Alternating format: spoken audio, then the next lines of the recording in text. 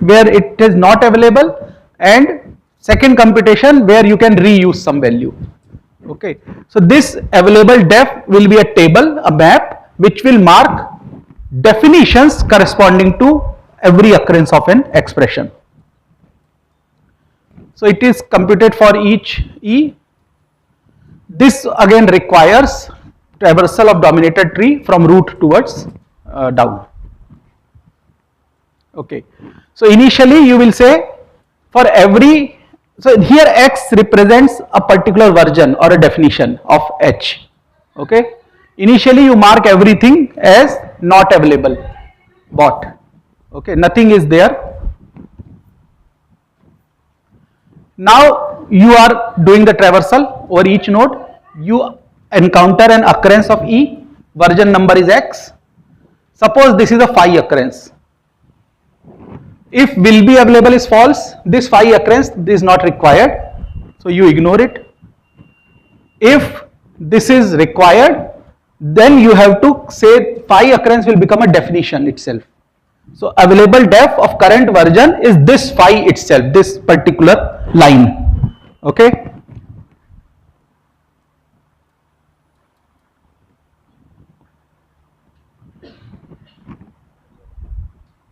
So why is it that will be available is true? So try to answer this question. This X we must be visiting for the first time. It cannot happen that on for a phi occurrence we are seeing Hx again. So you understand what I am saying? You have some Ex equal to this capital phi of some E. Actually I should say H, but I am just putting it E for. If I reach this point, if I am processing this statement where will be available is true,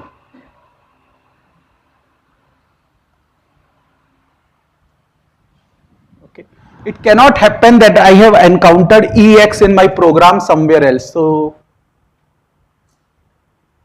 while doing this traversal, can you tell me why?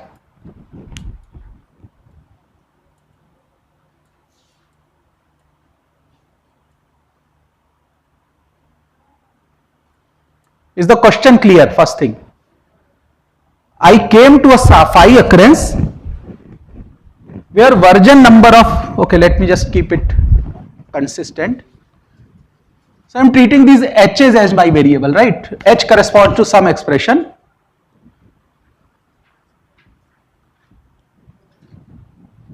Okay, I have come across, in fact this is also not needed. I have seen this expression or this phi expression for E. At this point I am saying it cannot happen that I have seen some usage of Hx earlier. This is the first time I will be encountering Hx in my code.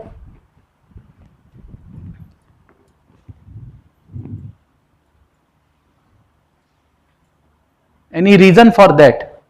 Any reason for that based on the kind of traversal I am doing?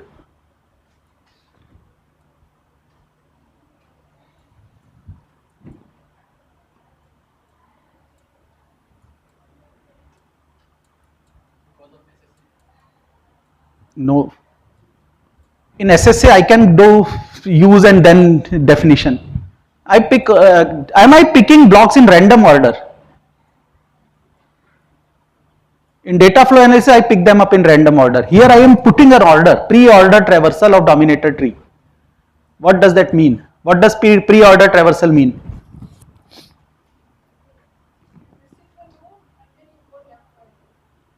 So first we visit a node, then we visit its children. Okay, left, right, that is fine. But so what is the parent node in dominated tree? It's a node which dominates the children. So which means in any execution of the program, parent will come first. Okay. Now I am following that execution if I see a definition here, how can I use it before it? If I see hx earlier, then I have not seen the definition and I am seeing a use. Okay. Even in case of loop, because it is dominator, it's not control flow graph, it's dominator graph, this has to come first. So if I am seeing a phi assignment, it has to be the first occurrence. And what about real occurrences? Suppose user has written, at this point if available definition of x, so it is a user occurrence. Okay, now available definition x has not yet been set. That means this is the first time on this path I am encountering a computation. The renaming scheme takes care of that. So if it is a renaming such that you have not seen this x still, this is the first computation which has been inserted by user. So this computation has to be treated as a definition. Otherwise, you check what is the definition inside available def. Okay. If this available definition does not dominate current occurrence, then also you are not guaranteed to see the definition before current expression. Okay. So available def x will contain a node. If this node available def x dominates current node, then you are guaranteed that you will be seeing the definition before current expression. In which case you don't have to do anything. I mean, you have to set some things, but if available def of x, version x, does not dominate current occurrence of x, that means current occurrence has to be considered a computation, a new computation as a definition. Third case, current occurrence, because it is dominated, this becomes the definition, current use becomes the current computation becomes use, so you just mark it as a use. Okay. So this generally, whenever we call it def, in the actual paper they call it save. You are marking it as save. If you are using it, it calls it as reload, because you are going to reload the value from a saved temporary. The third thing is phi operands. This is phi left hand side, this is phi right hand side of the parameters. Now generally, just like SSA, phi operands will be processed from predecessor block in CFG. So if you are processing a node, once you have looked at all the statements in the node, you will look at its successor in CFG and fix all phi occurrences, just like we did in SSA, and you will do it along the edge, ith edge. So if will be available of phi is false, you don't have to again do anything, because this phi is anyway going to be ignored. Otherwise, if you are supposed to insert the operand, you insert computation of E in the predecessor block, previous block. Okay. Set it as a def. So this is the case where you have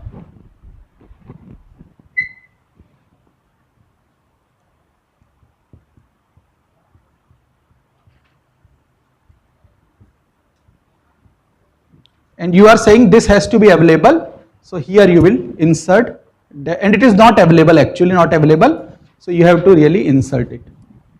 Okay.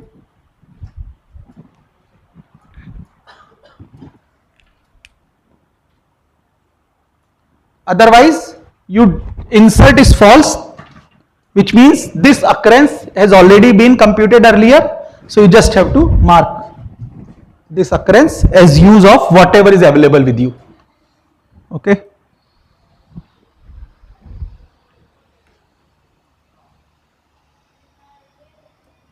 So this was the graph before finalize.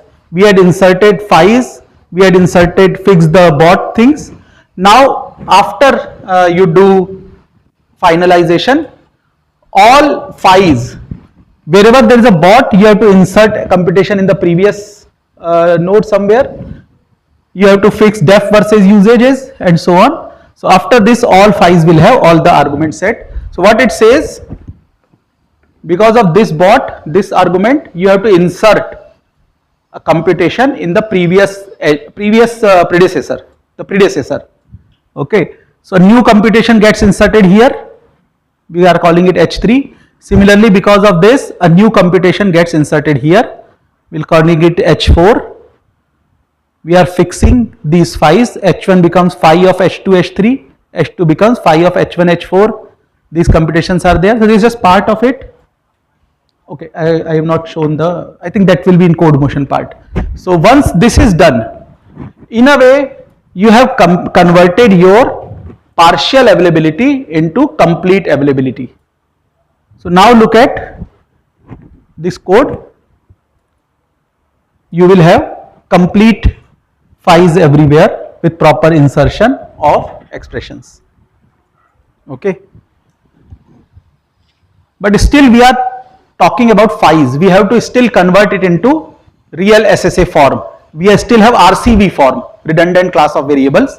We still have to convert into SSA form, basically replace H's by temporaries. Okay.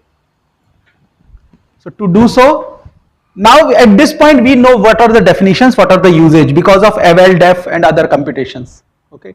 So for every real def occurrence of E, you compute E in a new version of temporary T. For occurrence or use occurrence of E, replace E by current version of T. This is slightly high level. Actual paper contains exact details how you do this. Okay. For inserted occurrence of E, you again compute. So you have inserted E like H3, H4 in earlier case. You still have to create E in a new temporary. Okay. All these are new occurrences. So for example, H1, H3, H4, they will get a new temporary. And phi occurrences, they will also get. Okay, so what happens at phi point? Now we are talking about temporaries, which are like variables. So these capital phi's will get replaced by regular variable phi's. So this is our program. You can see for H3, we have inserted computation of T1. For H4, we have inserted computation of T3. Here is a phi occurrence. This gets replaced by T2. This gets replaced by T4. Okay. And small phi gets replaced by, capital phi get replaced by small phi with corresponding T arguments. So now if you look at this program, it is in SSA form once again. There is no RCV anymore. Everything is converted into variables. So here we are saving expression, here we are saving, here it is a reload. Even though in actual program it was an expression typed by user, this is converted into a use. Actual program, user expression, I said both of them are really converted into use. Defs are newly inserted computation, one here, one here. Okay. Now you can check for safety of all the insertions. It will not happen. You cannot find a path where in new program A plus B is executed, but in original program A plus B is not executed. A plus B is not computed. Just check all possible paths. So in original program we have A plus B here and A plus B here. In new program we have A plus B here and A plus B here. Okay. Just check that either A plus B is available at that point or it is anticipable at that point in old program. So if we check this point, from here to exit, what are the paths? I have to go here and exit, or go here, keep looping around in different ways, but finally I will hit this block before exit. So clearly, in fact, before exit this A plus B is going to be executed, so it's always going to be available, anticipable at H4. Similarly here also you can see that no matter what you do, you have to execute this block. So when you go down, sorry, where is it? One is here. So in fact this is the one which is causing everything to be anticipable. No matter how you execute your program, at the end A plus B is going to be computed. Okay, from in every path, and before this A, this is going to be computed. Okay, so no matter what you do, before exit you will have a computation of A plus B.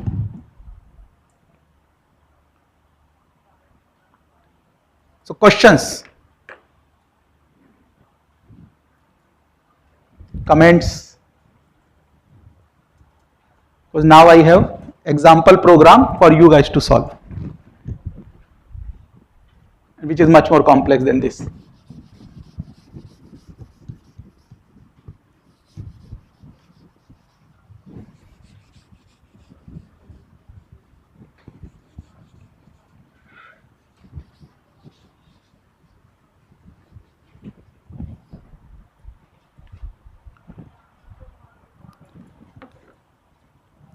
So again, I would suggest that you create groups of 2 or 3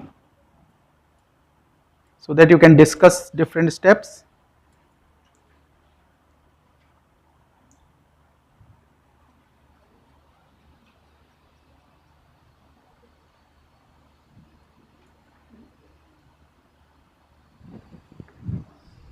So much more complex program. Okay. So we are interested in figuring out whether A plus B, at what point A plus B is redundant and how can we make it optimized. The program is in regular SSA form but not in RCV SSA form. So what are the blocks of interest to start with? Where all we have computation of A plus B.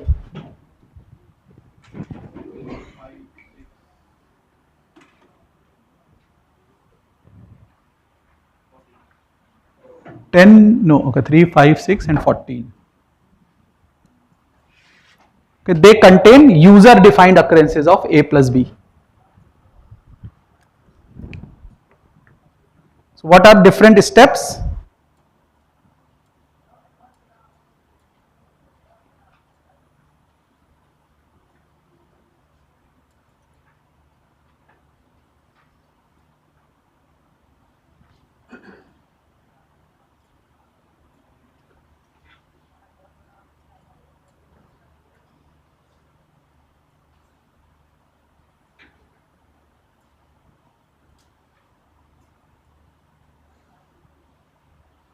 So first step is, you can write down these 6 steps. We'll do them one by one.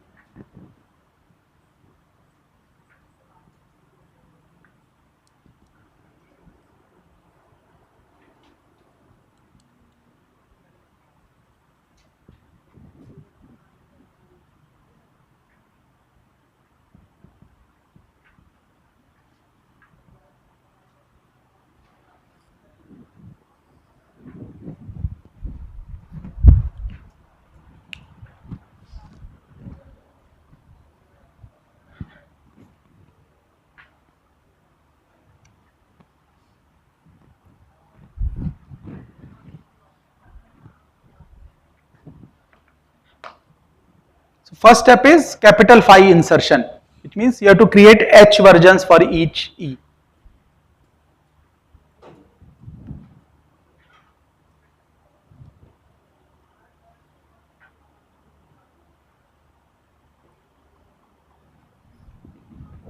So where do we insert phi? Do you remember?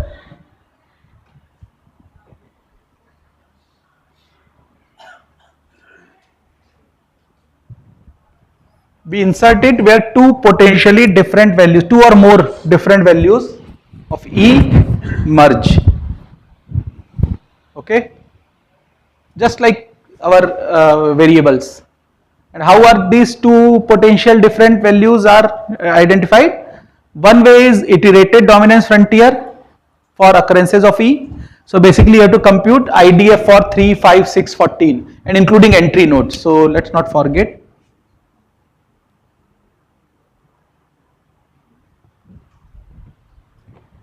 Entry. Second is wherever you have inserted phi for some argument of E.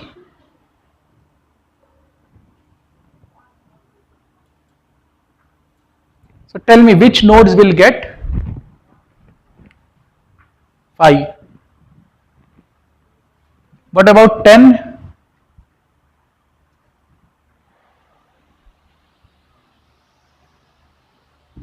So let's think 1, not no definition kind of reaches 2, 3, 4, 5, 6, 7, 8,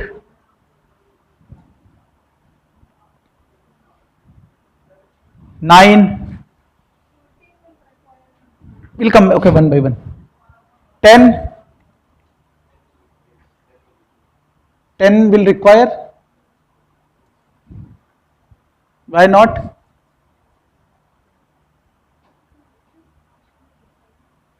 So two different values can come, right? One undefined value from here, one newly computed value from here.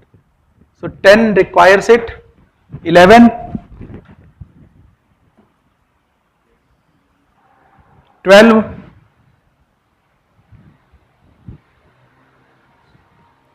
'Why?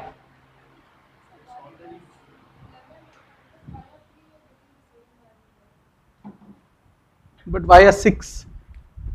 Structure, iterated dominance frontier of 3 and 6 will contain this.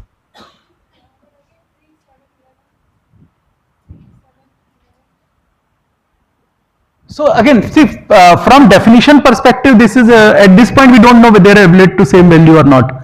There is a potential that this computes a different value, this computes a different value.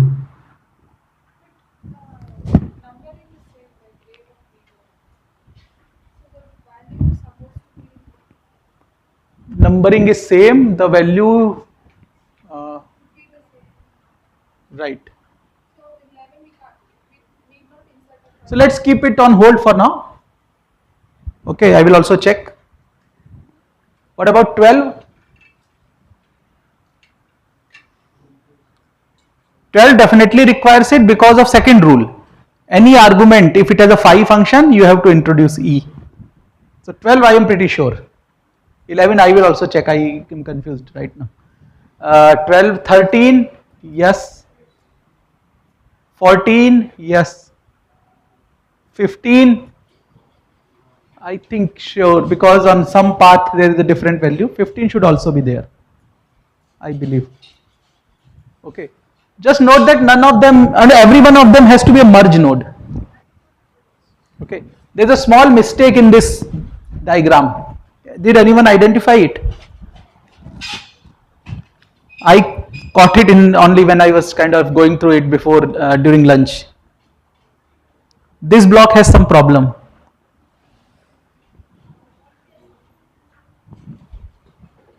Maybe we will catch it later. So let's see. Phi insertion. So 11 does require it. Okay. So I will have to check how once you compute iterated dominance frontier. See, the thing is at that computing iterated dominance frontier, you will just say give me iterated dominance frontier of 3 or IDF of 6. At that point, you are not saying that the definition inside these are going to compute the identical value. So probably you can avoid it, but current algorithm does not. Because at the point of computing dominance frontier, it is ignoring what is inside the node. It is just picking up all the nodes which have computation of the expression. This could be a potential optimization, but it's not yet there. We'll have to see. So now could you find the problem with node 13?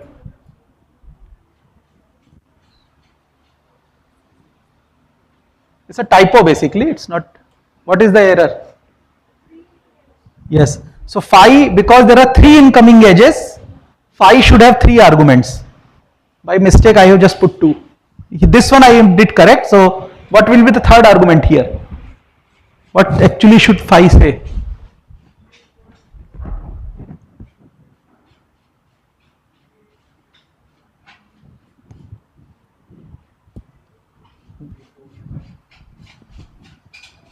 So along this path we are getting A6,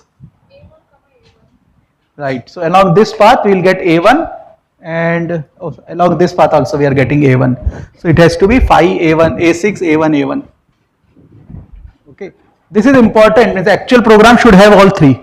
Here it does not matter much because we are not actually solving anything for A. Okay, so phi insertion is done, one step. I don't see 15, phi in 15, why is that so?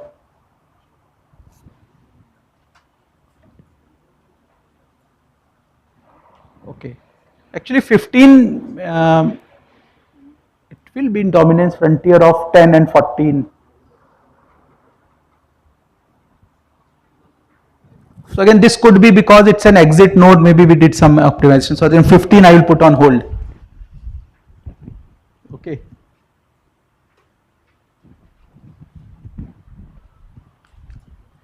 So in this case it does not matter because 15 is an empty node, but ideally we should have had an phi there also. Okay, what is the next step? Renaming. Renaming is complex, so I would request you to do it intuitively for now and then fix it.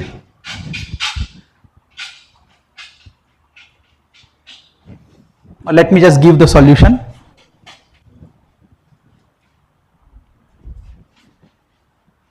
So note that even though this is A1 plus B1, this is also A1 plus B1, they are getting different version numbers. Okay.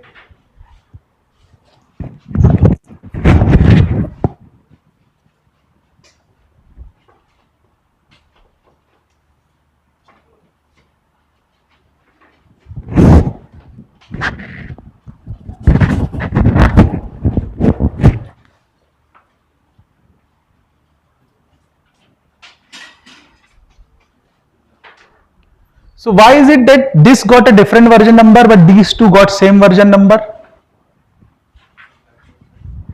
Yes?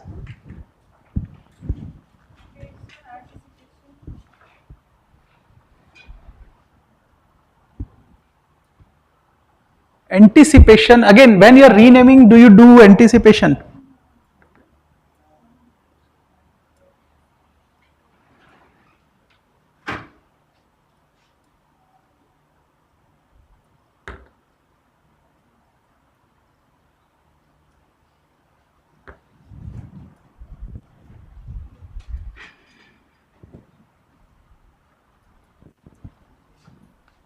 So yes, so this is the renaming algorithm in short.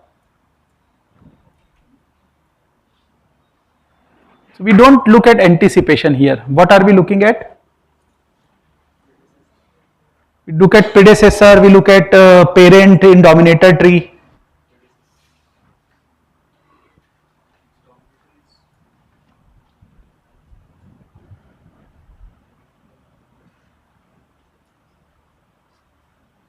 So intuitively, why do you think A1 plus B1 here and here are, should be same and this should be different? This could be different.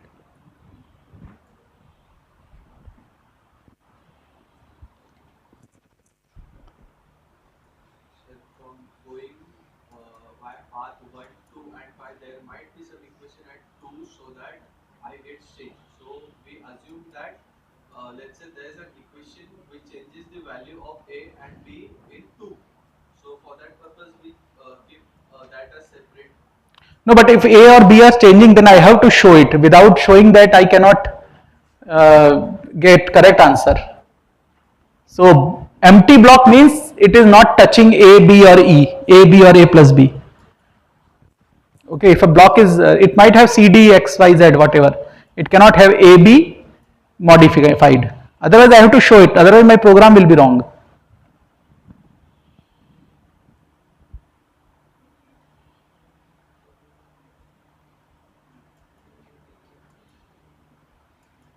So at what point do we change version numbers?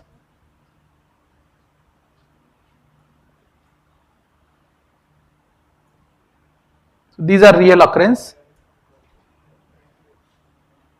for each operand, compare the version of operand with the top of rename stack. If all match, H gets the same version as the top of stack. If any mismatch, assign a new version of H. So I did it so long back that even I can't recall why this got same and this one is getting different.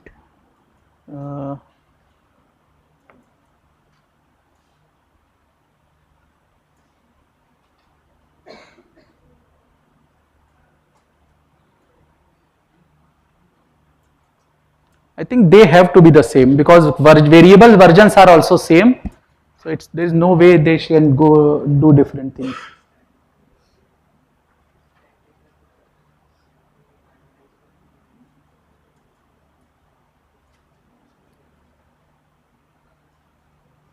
So keep this as a question for you. This is something you have to resolve after going back. For now, we'll assume they are different, H1 and H3, but at home you have to try actual renaming by following the algorithm either given in slide or paper. See whether H1 and H3 come out to be different or same H1 comes. To me it looks like they should be same, because top of stack will have A1 and B1 version. Top of stack here will also have A1 and B1 as the version. So whatever we are saying here, for each operand, compare the version of operand with the top of the rename stack. If all match, H gets the same version as the top of stack E.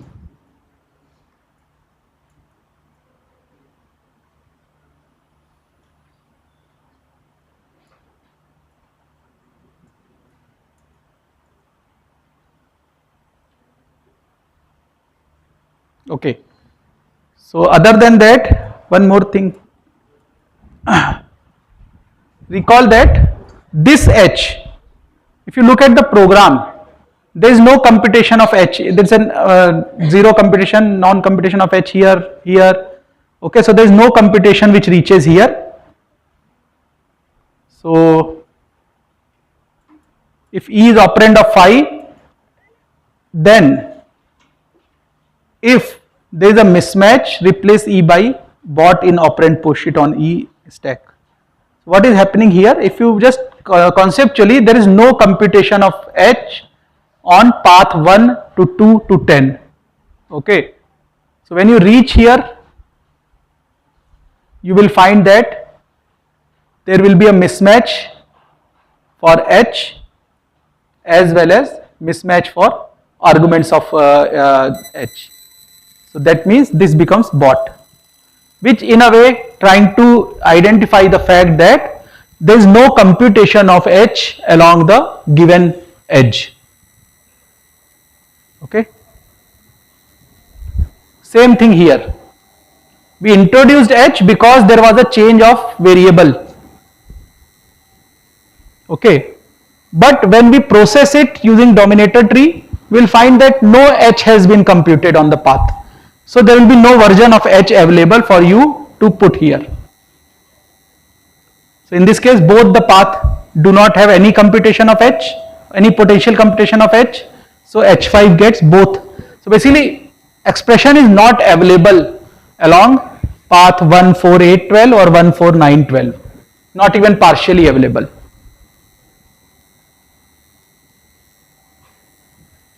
Okay. Any other interesting case? Can you see?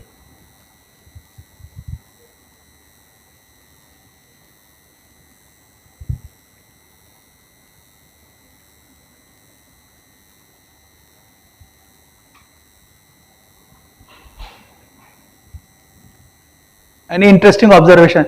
See.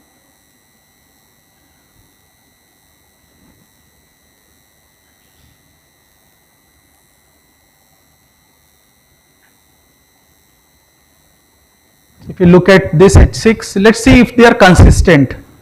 So you should get H2 along this edge, H4 along this edge, H7 along this edge. So there is some mistake. So see once again H2, H4, H7. So I have made a mistake here. It should have been H7, H2, H4. So this is a very common mistake. The ordering is wrong. It should have been H7, H2, H4. Okay. See again, because we are doing pen and paper based thing, probably it will not matter, but in actual program these things will matter if you are doing it programmatically. What about H7? We are getting H6 along this path, H5 along this path. So this is correct.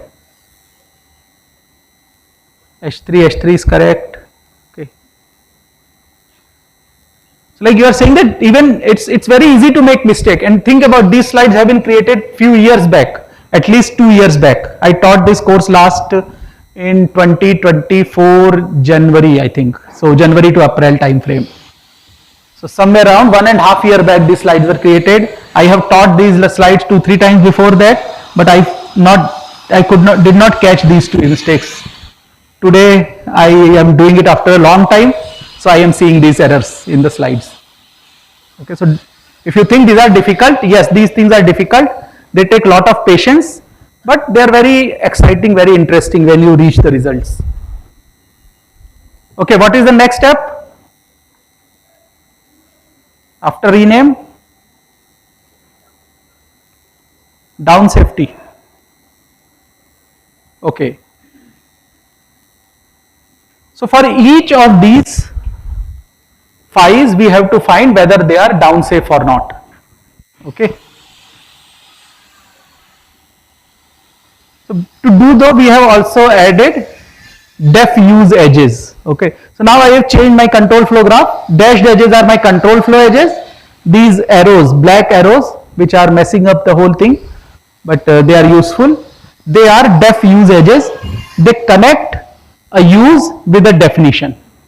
H2 is defined here, H2 is used here, H4 is used here, defined here, H7 used here, defined here. Okay, so these edges I have added. These are SSA edges, also called I think factorized reuse graph. Everyone is trying to give their own name, but finally they are SSA def use kind of edges. Why they are not calling it SSA edges? Because they are only done for expressions, not variables. Okay. So now how do you compute down safety? Do you remember?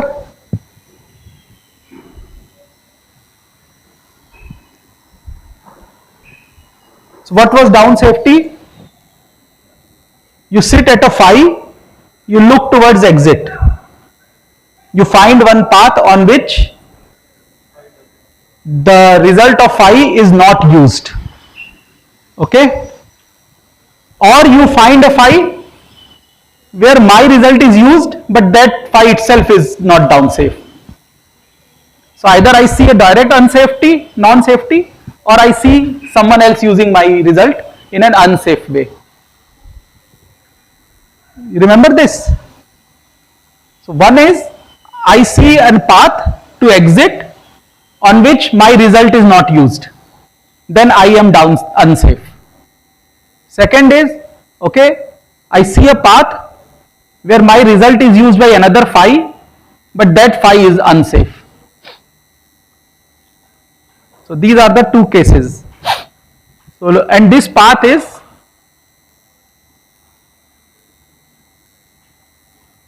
this path has to be control flow path. Okay, you can check for use using SSA edge or FRG edge, but the path to exit is control flow path. So we have to find down safety of all these inserted phi nodes. So currently we are looking at 10, 11, 12, 13, 14. So as I said, even if there are mistakes, let's stick to them because I don't want to change the computation that I have already done. I will do it after going back. So is 10 down safe? 15 is our exit. So 10 is not down safe. What about 11? From 11 there is no direct path to exit. You have 13 and H4 is used in 13, but then that is also a phi use. H6 is used in H7 and H7 has a real use. Okay, if you see a real use, then you don't have to go all the way to the end. So 11 is safe. 12, H5, the path to exit is through a 17, 14, and so H5 is also used in H7, and H7 has a real use. Anything else? H6 is an H7. Okay, so again we are doing little things fast. This is just one path. You have to see, are there any other paths? Are we covering all paths or not? Even if one path is unsafe, we are unsafe. So from H5 there is only one path. From H6 you go to 14, but then always, okay, so you always hit H7, so that is also safe. And 14 anyway is safe because it is immediately getting used. So why? Okay, 13 and 14. So except 10, all others are down safe.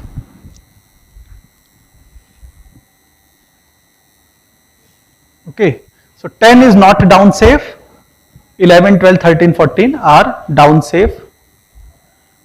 Which means if you insert expression there, at least you are not going to get a new exception. If it happens, it is there in the program already. Okay. What is the next step? Availability check. Yeah, will be available, which in turn requires can be avail and later. So how do you compute can be avail?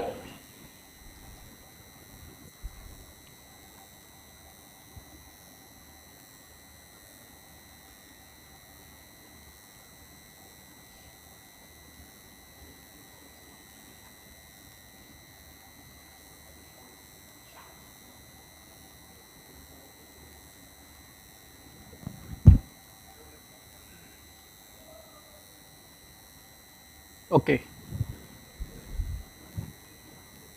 So this is our down safety.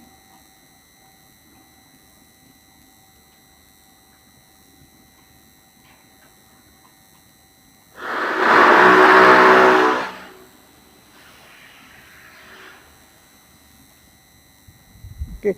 So initially you assign it to true for all the phi's. Okay. Now you have to find boundary phi's. Boundary phi's are those which are not down safe and at least one argument is bought. So this is clearly boundary phi. Between 11, 12, 13, 14.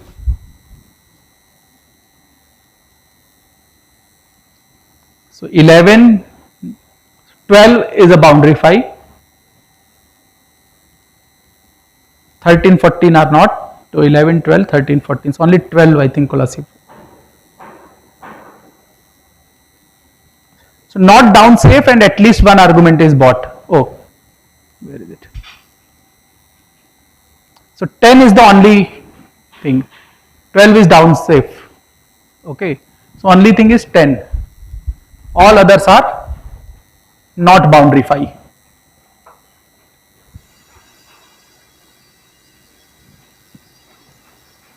Okay.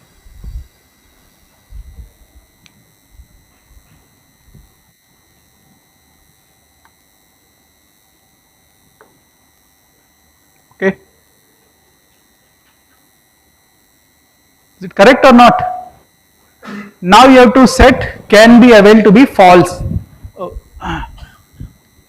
for boundary phi's. So this becomes false.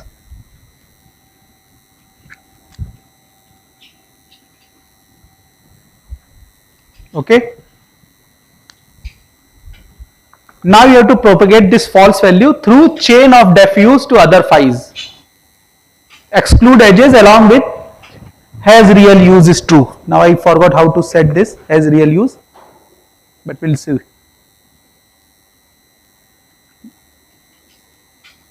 So we have set boundary phi to this to be true. I have to propagate it down. Okay.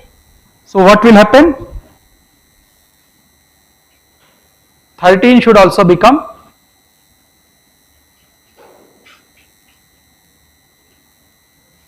can be able to be false.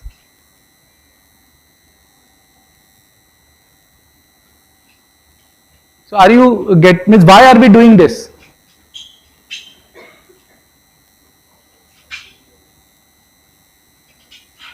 Sorry, not 13, I think, yeah, this one.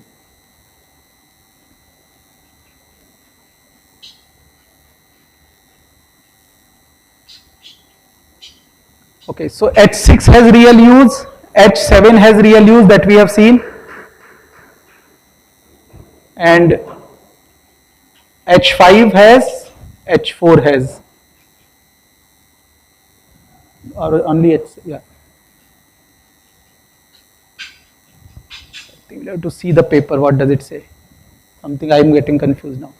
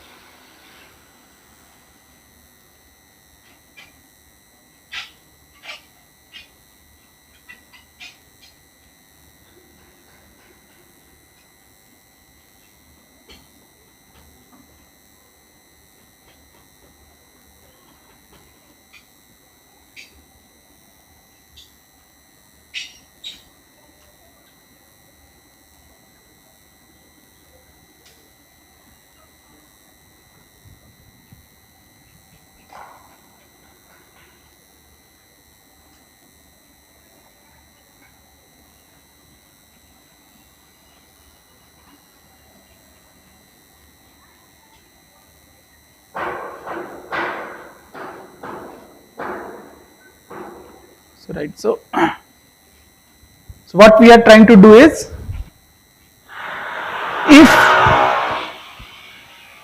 if a phi has a real use later through a chain, that means it is anticipable. You are seeing a real use of it. Okay.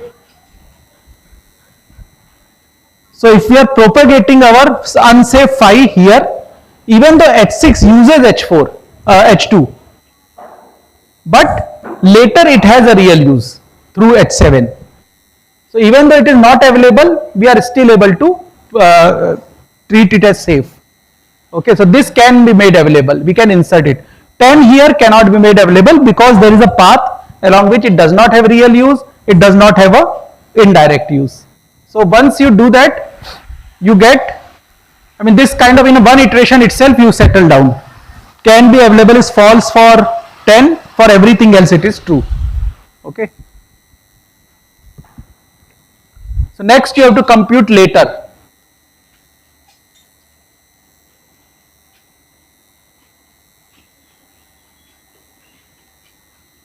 So what you have to do?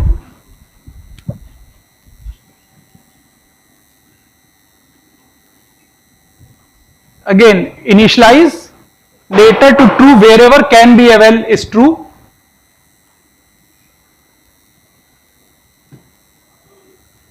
So the idea here is you have decided to insert that, okay, at these points insertion is safe. Now you have to see, can I push this insertion down without changing the meaning?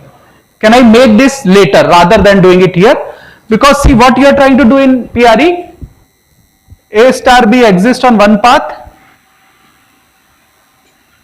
On this path you can insert it anywhere, but you would like to insert it as close to the actual requirement. Okay. Why do you want to do it as close to this? Because you do not want to compute it much earlier and keep holding that value. It is unnecessarily reducing the efficiency of your program. Okay. That's why you are trying to push it down.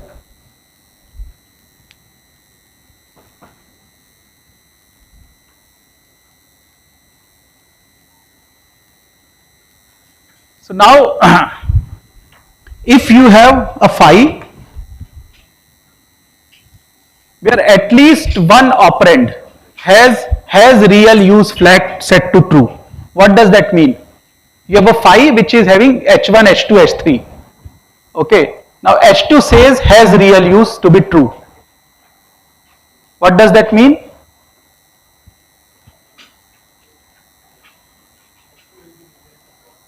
H2 will be needed. H2 has a real computation by the user.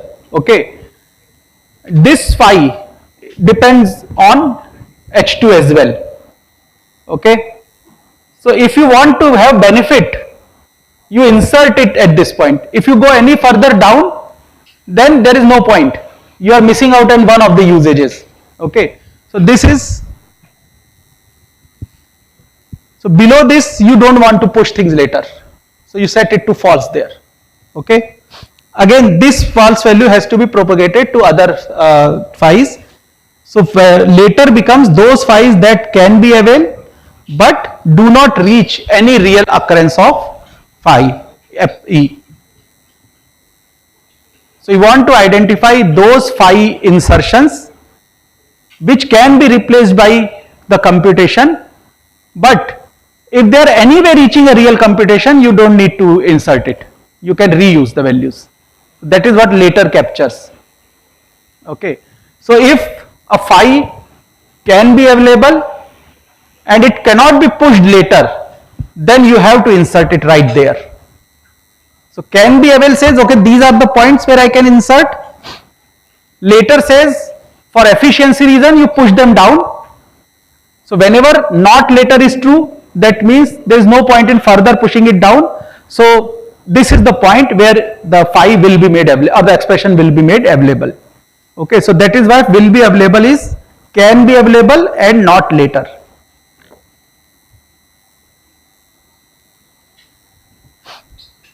Okay. So this is some kind of idea that you insert and then you keep sliding it down till you reach a point where sliding further down loses out on your correctness or efficiency. Okay.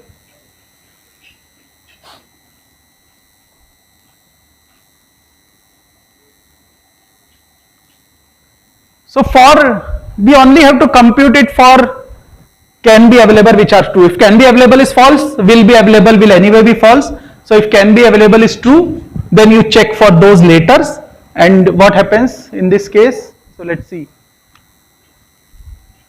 So this is the only one which remains true, all others become false because all others have real use true somewhere or other.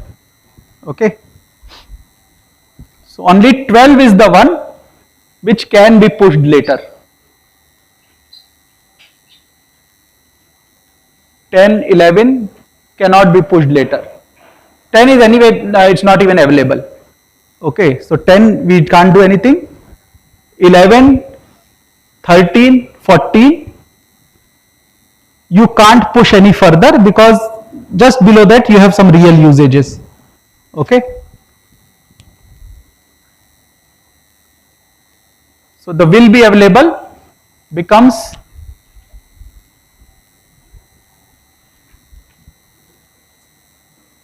this became false, this became false, this became false. So will be available will be true for number 11, true for number 13, true for number 14. 11, 13 and 14. So in other words, you have to make sure expression gets inserted at 11, 13 and 14. Okay. You can see that if I push this further down, there is no point. Already you will go over the expression. Okay. 11, where will you push?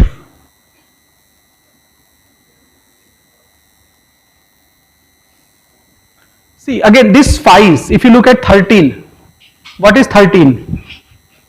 From 11 you will push it to 13. Anywhere else can you do it?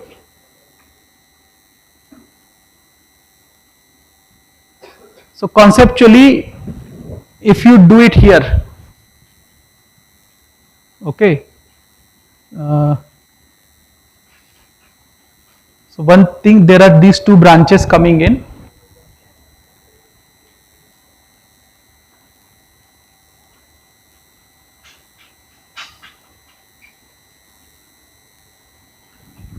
So for H4, this phi is a real use, right? Because this has a real use here, and finally it becomes 3. So if you are pushing it down, you are unnecessarily going to mix with this one.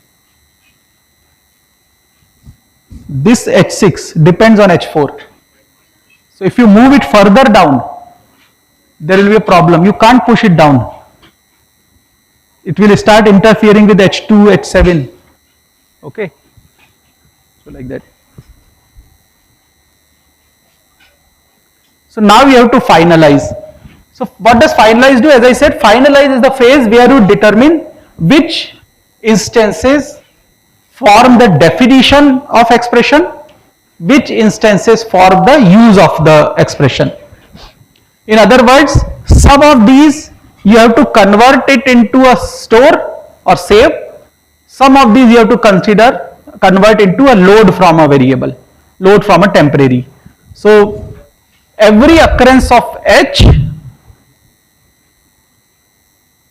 you have to either convert it into T0 equal to E, or you have to convert it into a read of T0.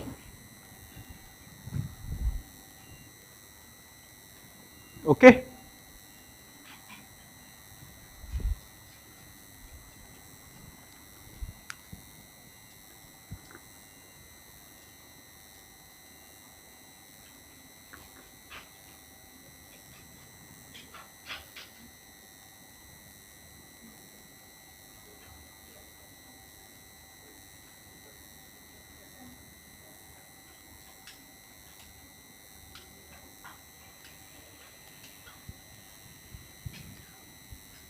Another thing you have to do is, you have to also do the insertion for phi operands. Okay. You have to also fix the phi operands. So what you do? So phi operands, as you know, they are always inserted along the corresponding edge. So along that edge, whatever is the coming value, you have to insert it. So insertion is done along ith predecessor if you have to insert and will be available is true. Basically you are going to make this available, and ith argument is bought. So why this is important? So this is taking care of this case. Ith argument is bought, which means on this path there is no computation of A star B. So you have to insert in the predecessor computation of A star B. So that is one thing. Second is, your argument does not have a real use. At the same time, it is defined by another phi whose will be available is false. So what does that mean? This phi we will ignore in the real program. Remember, whenever will be available is false, we are not going to generate a code corresponding to it, temporary corresponding to it. So finally we are going to drop that phi. Okay, so which becomes that even though currently we are putting a phi there, finally it is going to become a bot, not available. In the actual program, when we convert, it won't be available. So you have to insert it separately along the ith predecessor. Okay. And just to give you an example why this will happen, this is our node 10, which goes into node 15, exit. It has a definition of H. Somewhere here, I have a phi which contains H5. Okay. Now we have decided that this H5 insertion here is not safe because it goes to an exit without computation. So this H will finally be dropped. Okay. Because this H is going to be dropped, this phi has a path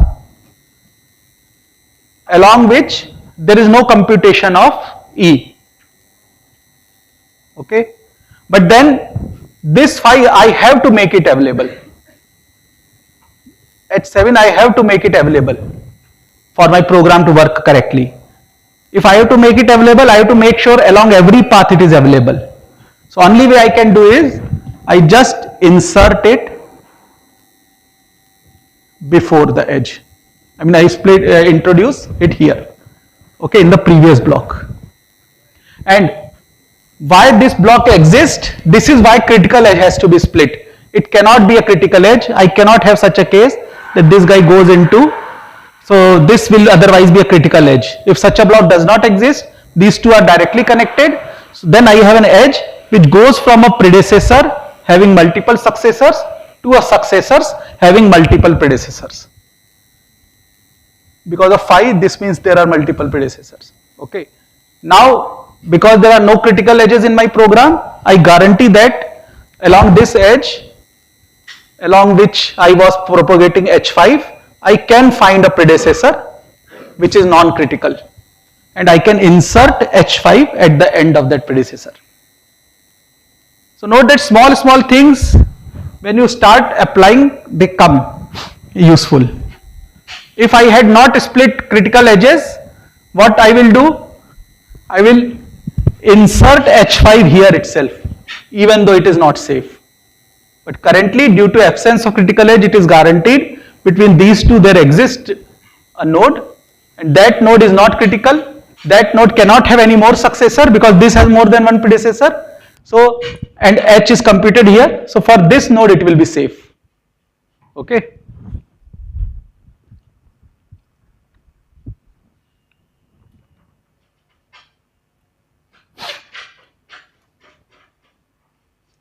What? Oh, system. What happened? Okay.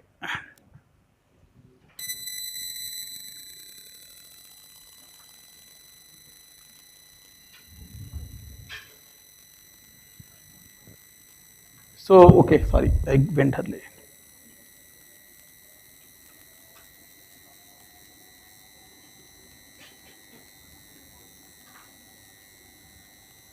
So now for every occurrence of E, we have to decide whether it is a definition or use.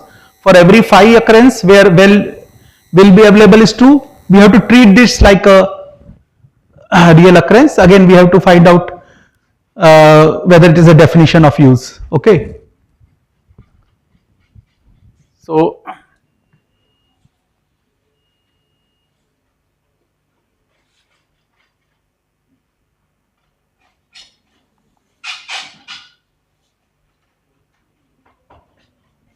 So initially, okay, oh, I can't put both of them together. Okay. So we only have to worry about these phi's, I think. Actually, we'll have to worry about all of them. So at this point, we have to figure out which one of them are definition, which of our HR usages. Okay. So initially, we will say everything is a use. All of them have bought as their available def. So all of them are def actually. Okay. So now you have to process all the phi occurrences, and this occurrence you have to travel in the dominator tree. Okay, from root towards childs, towards leaf.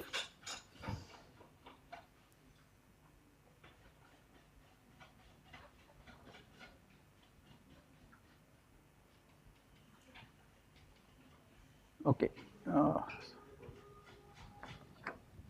So let me just remove all of this.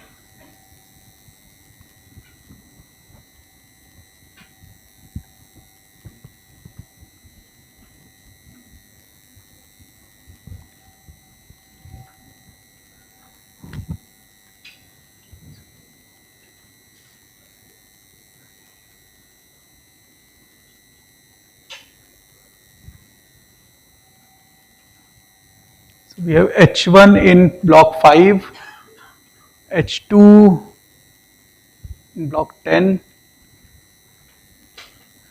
H3 in block 3, H3 in block 6,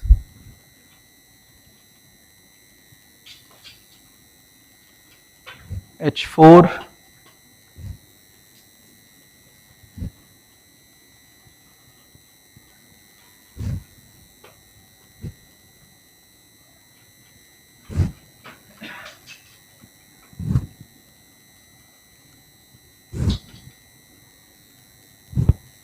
there are two occurrences of H7.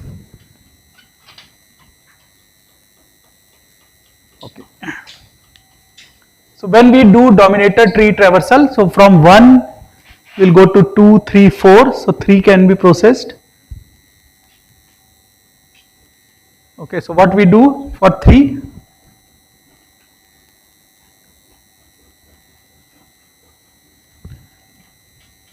So initially for all of them, for every H, I am marking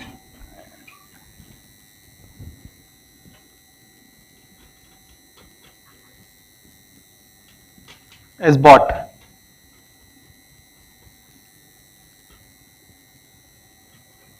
Okay, actually I am showing H3 twice just because while processing will come there twice. Otherwise there will be only one entry in available def. Okay.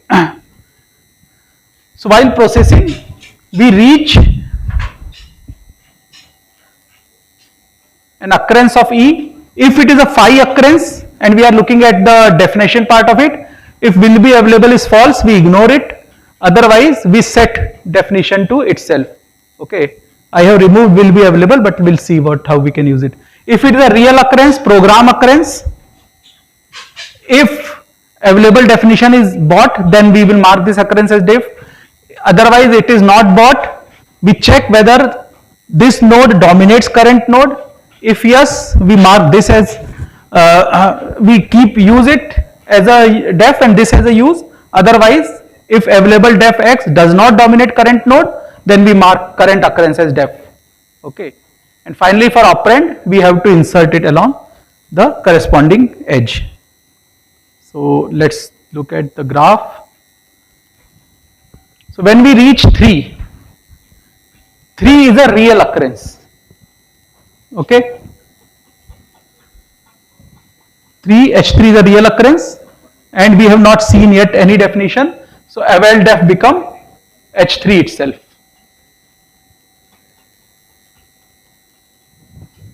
Okay. So from 1, let's say in I think we have to draw the dominator tree also, but let's. So from 3 we will have to process 6, 7, 11. So when we process 6, again this is a real occurrence, but it's so H3 by 3 I should say. Okay, so H3 in node 3 is the definition. So this is marked as a use. This one is marked as a definition, this one is marked as a use. When I come to H1 in block 5, so how will I reach H1? From 1, while processing its dominated children, I will process 2. From 2, I will process 5. Okay, when I come to 5, available def of H1 will be bot. We have not encountered it yet. So this one also becomes itself. How do we reach H2? So H2 is in 10. 10 will be in dominated child of 2. 10 is dominated by 2. Okay, not 5. Yeah. So from 2 I will come to 10. This is a phi node. What will be available for this? Do you remember? It was false because can be available was false. So what is the corresponding rule? We ignore it. Okay, so this gets ignored.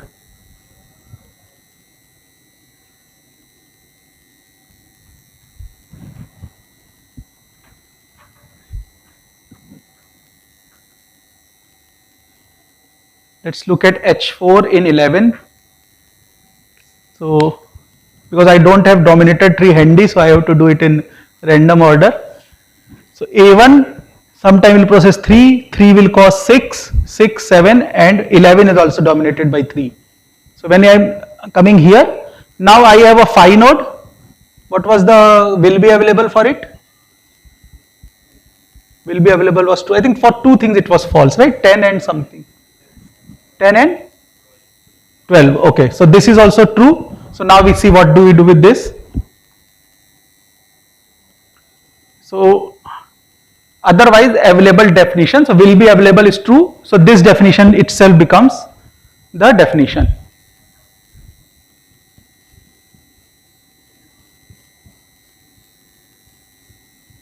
So will be available is false for this. So this also is ignored.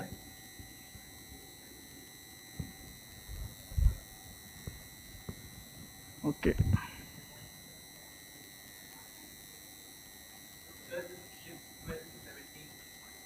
17? Because 12 was or 12 later was 12? or 12 later was So that will process when we process S7. See, 12 itself will be ignored. Whenever we come here, we will see this is a phi node and will be available is false. I am assuming that's what we computed earlier. So this will get ignored. But then you need H5 here. Okay. So this will require something to be pushed into H, I think 17. Okay. So can't we compute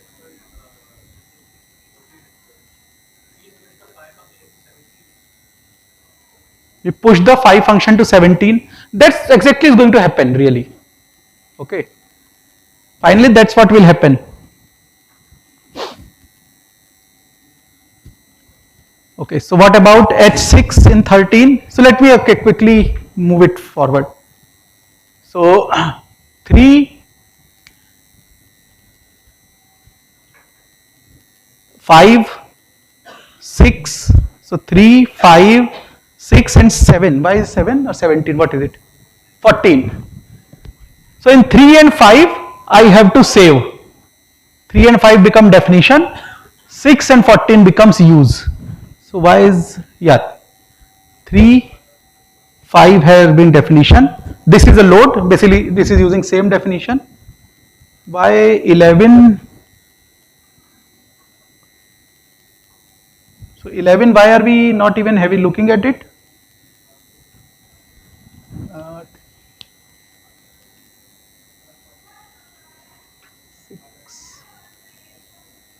This is only looking at real ones. Okay, reload and save currently. Other things we have to also process. So this was a real program use given by the programmer. This is given by the programmer. This is given by the programmer, and this is also given by the programmer. Okay, let's go to 14.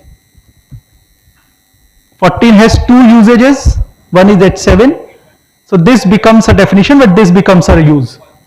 Okay, so for H7, definition will be phi in node 14.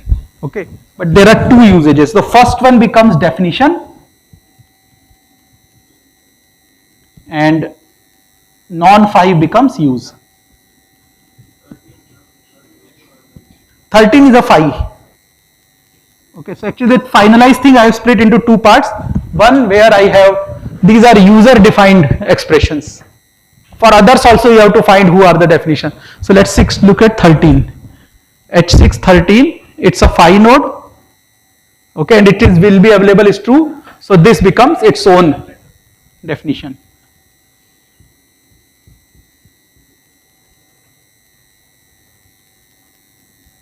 Okay, so other than H2, basically 10 and H5 in 12, which get ignored, all other phi node become their own definitions, and the for user defined expressions, H1 in node 5 and H3 in node 3, these become definitions.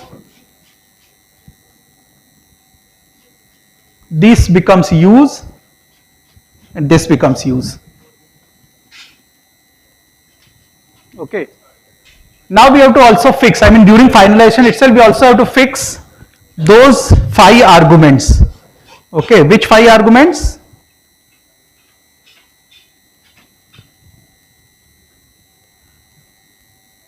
Five operands which are processed in predecessor block. So let's do that. Yes. Let us say we pushed H5 to node 17. No. Okay. What do you mean by push? Why did we introduce H5 here? H here. Why this 5 was introduced here? Yes?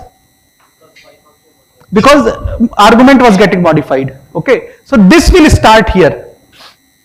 We are never moving 5s around according to algorithm. Okay.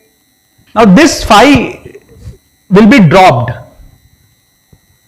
So you have to take care of H5 value being generated. Okay. That generation you will take take care where it is used. So you are saying we will push H5 into 17.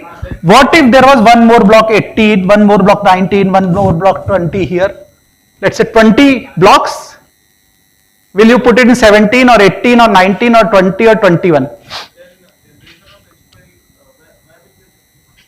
So wait, I'm just showing you.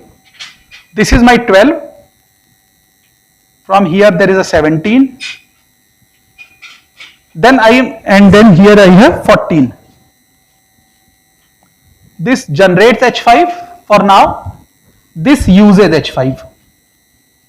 This part is clear? Currently I only have 17 in between. But what stops me from having 20 more blocks in between?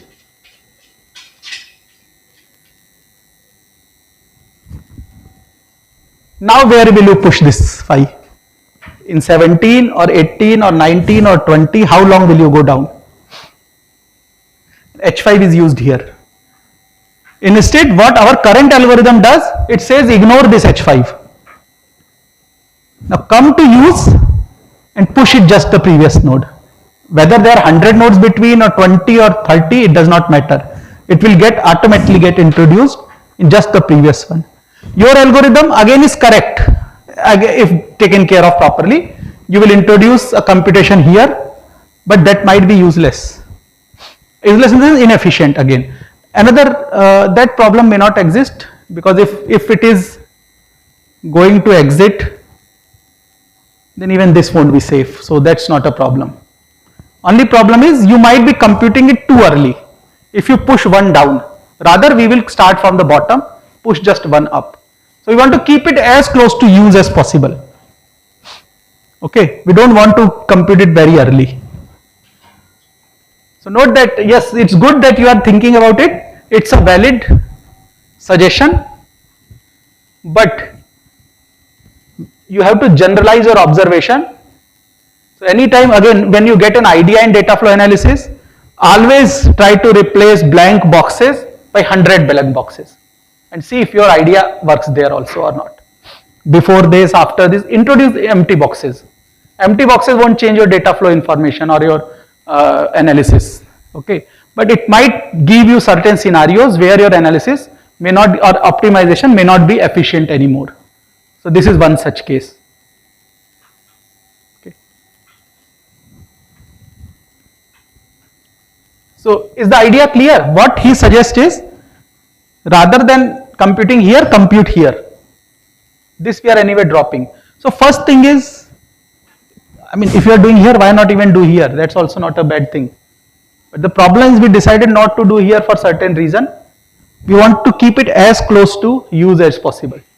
So then, it just so happened that in this case, his algorithm and my algorithm coincide, or at least Robert Kennedy's algorithm. But what if there are multiple blocks? Okay, what if there are hundreds of statements in this in your case it will be at the top of block, in my case it will be at the bottom of the block. So those things you have to worry about. Okay, that is why proving correctness, proving efficiency, even if you are failing at that, if you are not able to do it, it is good to at least attempt It will tell you some corner cases which you are forgetting. Okay. So yes, we have to take care of usages. So along this edge, we have to introduce H7. Along this edge, we have to introduce H4. No, H2. H2 is bought because we decided to drop it. So we have to introduce a computation in 16. No, not 16. Yes.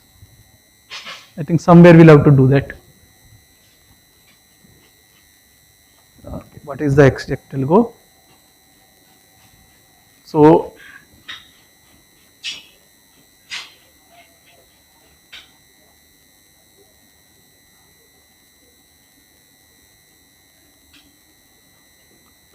I think there is some gap. I forgot this insert also to introduce this.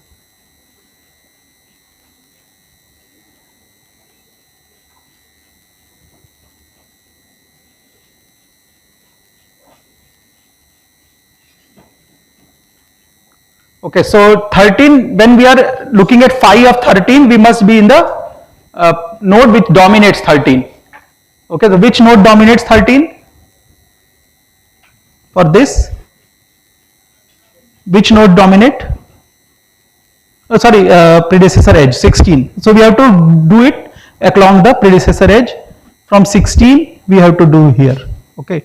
Now I have to see what exactly happens here also. So for phi block, 60. Okay. So these are the ones which we had based earlier. 16, 17, and others. So 16 requires an insertion, 17 requires an insertion. But note that this requires insertion because we are coming from back, not from top of 12. Okay. Because H5 requires a value computation, we insert in 16. Because again there is a mistake here. It should be H7, H2, H4. H2 requires insertion on this path. That's why we'll insert a computation in 16. Okay.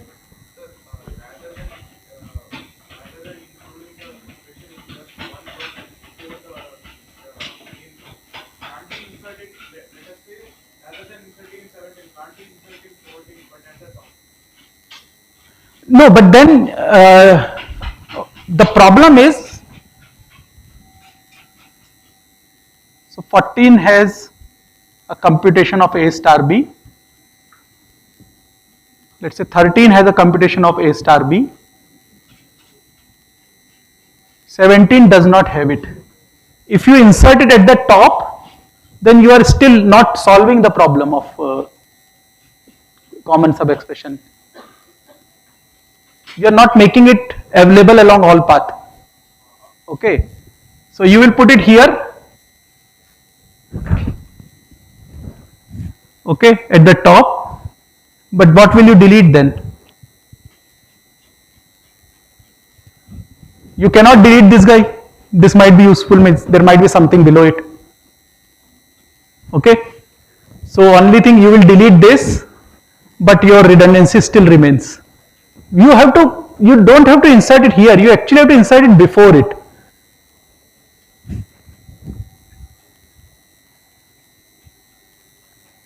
What I am saying, if you insert it at the entry of 14, you are not solving the actual problem.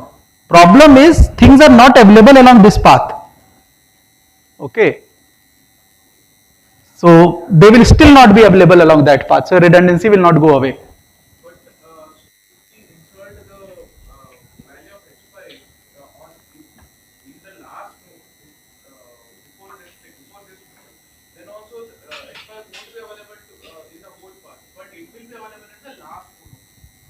So now what we are saying, insert A star B here.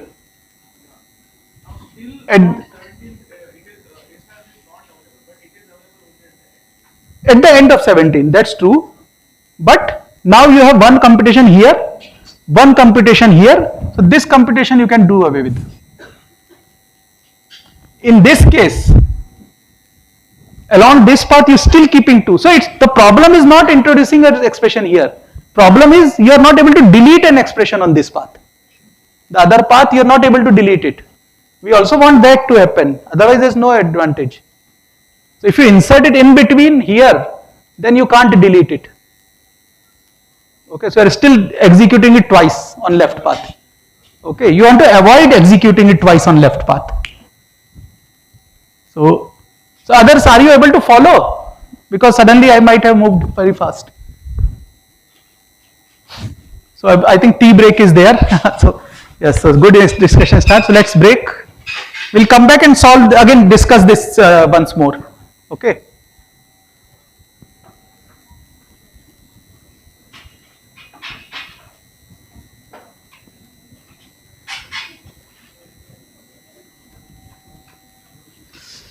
I think this is irritating. Yes, yes.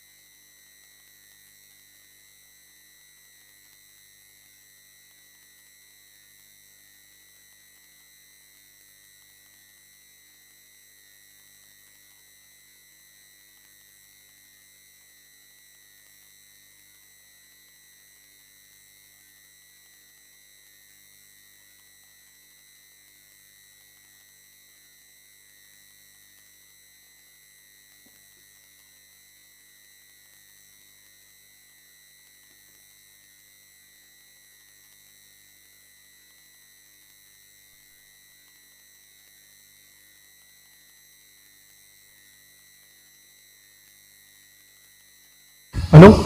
Yeah.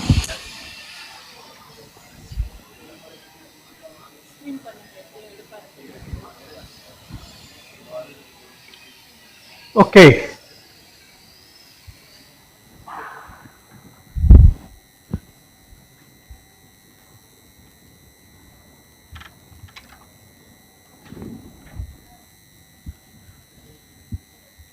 So at finalized stage, we finally decide where to insert the expression and which argument gets what value in some sense, and which of the user inserted expression computation become definition and which of them become use. So in this case, as you can see, the user inserted definition in block 3 needs to be saved. Block 5 needs to be saved. Block 6 it has to be loaded. Block 14 also it has to be loaded. So this becomes a save, this becomes a save, this load, and this one has to be loaded from existing value. Similarly, the 5 functions, they either get dropped if will be available is false, or they get converted into an SSA 5 function, the small 5. Okay. Arguments of 5 function, either they are available or they have to be inserted. If they have to insert it, they get inserted along the corresponding edge in the predecessor block.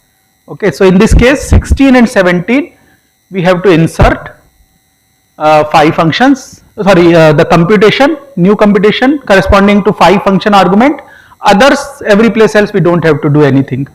Okay, so now given all this, now at this point still we are decided to do things. So final code motion actually does the insertion as well as replacement of capital phi to small phi and replacement of h by some new temporaries. So 3 is a definition, so we have to insert a temporary. 5 is a definition, we have to insert a temporary. 6 is a use. So available def will tell us what this use corresponds to. So available def here will tell us this use corresponds to the definition in 3. So we use the same temporary. In 14 we have a use. Available def tells us it corresponds to the definition, I think, in 14 itself. So T7. Okay, 16 and 17 we have to insert with a new temporary, so that also can be done. Corresponding 5 edges have to be updated. Okay, so this is the final program that you will get after SSA PRE. So once again note that there is some corrections needed in node number 13. That's the only problematic one, I feel. Yes. So this argument should be 3 parameters and this should be T7, T2, T3. Okay. Now look at this program and you can notice some interesting things. One, we have introduced new computations. These 2 new computations allow us to replace this computation by just a read, by a load. Okay. Now as I said, if a compiler is smart enough, this T7 will really not go into the memory, it will remain in registers. It can do a register allocation will be covered by Professor Manas. I don't know what algorithms he will cover, but you can be creative there as well. So if a value is being used inside a loop again and again, you can give it a high weightage to be in register. So this T7 very possibly very much very high, with high probability it will go into a register. So now inside this loop you are not doing a multiplication. So earlier you were doing multiplication inside a loop. Okay, so you can see there will be a lot of savings if you execute this program, and if suppose this loops executes thousands of times. So this is loop invariant code motion. It was a very complex thing. So I can go into the first slide.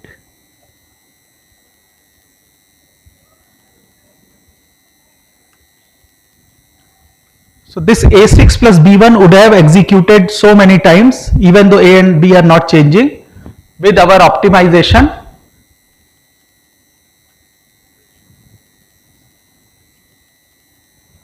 it will be computed outside the loop and then reused.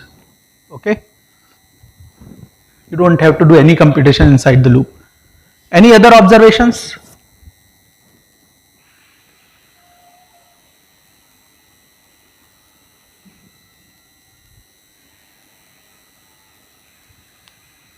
Yes.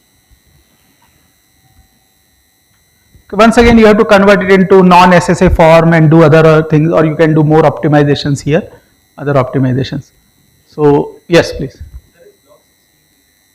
Is block 16 needed? So, what is the original program?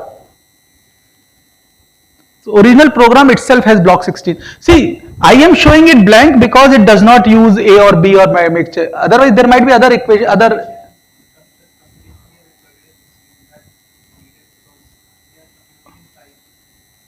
We are computing in 5, but what about this path? 1, 2, 10, 16. Suppose my execution comes from 1, 2, 10, 16. What will happen then?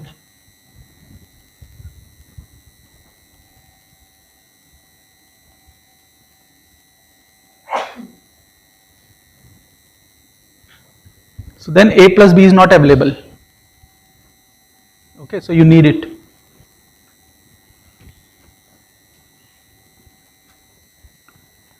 Okay, so for PRE, this is one way, and again, yes, you have done you have kind of raised an important question. What if execution happens to 1, 2, 5, 10, 16? So then we are computing A plus B twice in this path. So there's still some redundancy remaining. Okay. In particular, as I said, PRE is a very, very interesting, but at the same time, very complex optimization. There are so many ways partial redundancy can appear in your program. So, for example,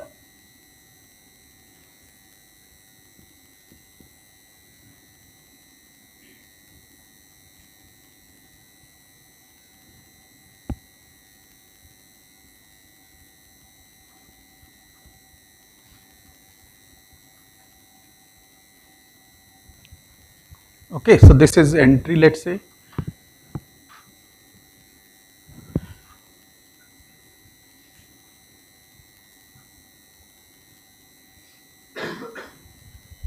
So in this case, again there is a partial redundancy. Now I give you full freedom to do whatever, but remove the redundancy. How can you do that? Can you solve this problem in this case?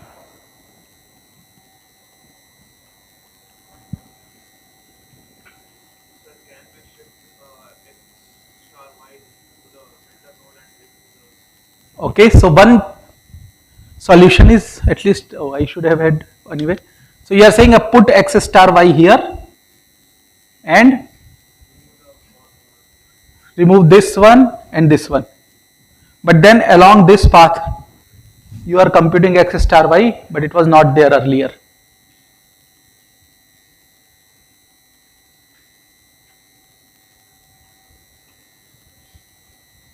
So that's, again, let me put it x divided by y. The reason is divide gives you a thing. Maybe it was not on this path because on this path y is equal to 0. That's why user did not want it on this path. Okay. So if you put it here, your program starts generating division by 0 error. Anything else? Any other idea? So removing partial redundancy is hard in all cases. For example, in this case, it seems almost impossible.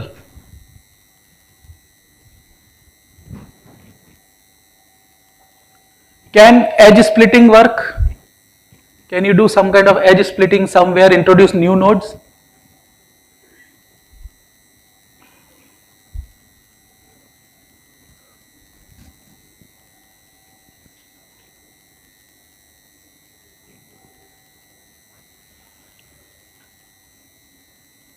So this is one of the most pathetic cases of PRE.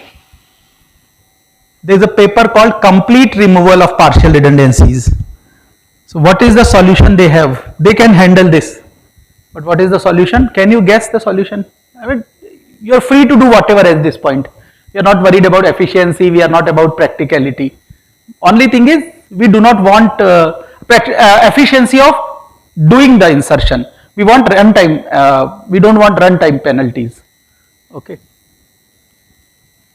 We are not worried about code bloating. We are not worried about introducing new edges, new nodes, whatever. So, given such a case, can you see? Solve it.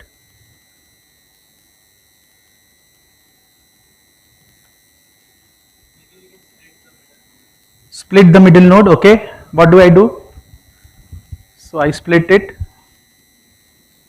So you have to tell me how do I fix the edges.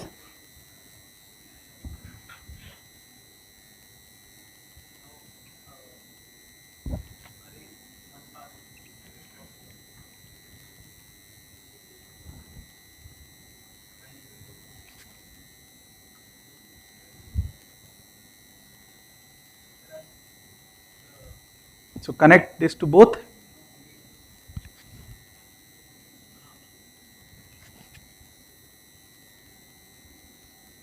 Okay, now what?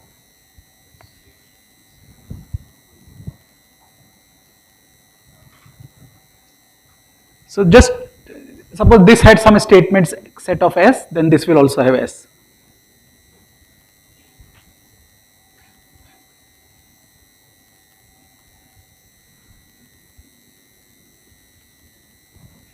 So now what happens? So along this path, there is no redundancy. Along this path, there is a redundancy. Along this path, there is no redundancy. Along this path, there is no redundancy. There is still one path along which there are two computations of x by y.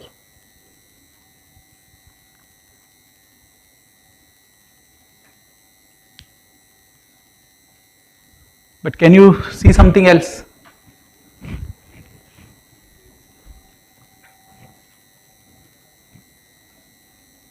So which computation is redundant? This computation is redundant if we take this path. So what can you do any further?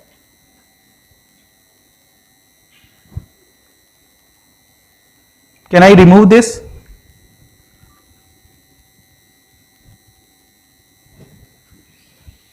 But then along this path I have missed it. So I cannot remove it. What else can I do? Can I do some edge splitting?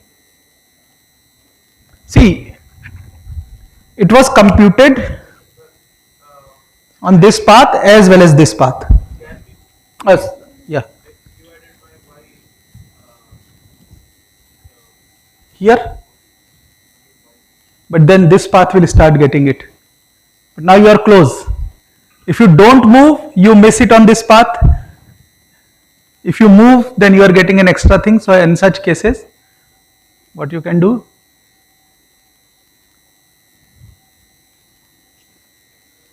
There is an edge which goes from a node which has multiple successors to a node which has multiple predecessors.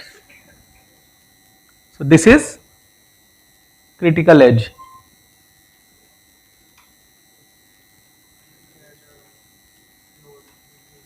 So you split this and move x by y here.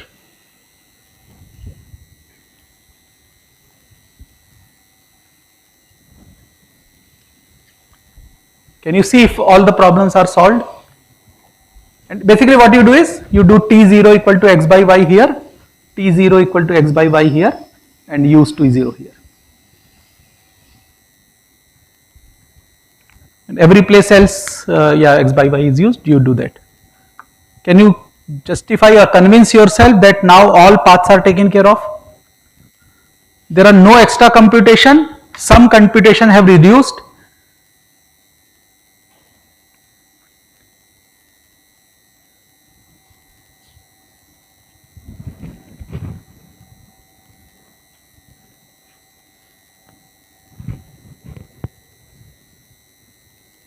So how many nodes you have to add, how many edges you have to add? You have to add one more edge, node and then two more edges. And then, okay, sorry, node two, and then after that also you have to add one more edge, node and then one more edge. Okay, so two nodes and three or four edges.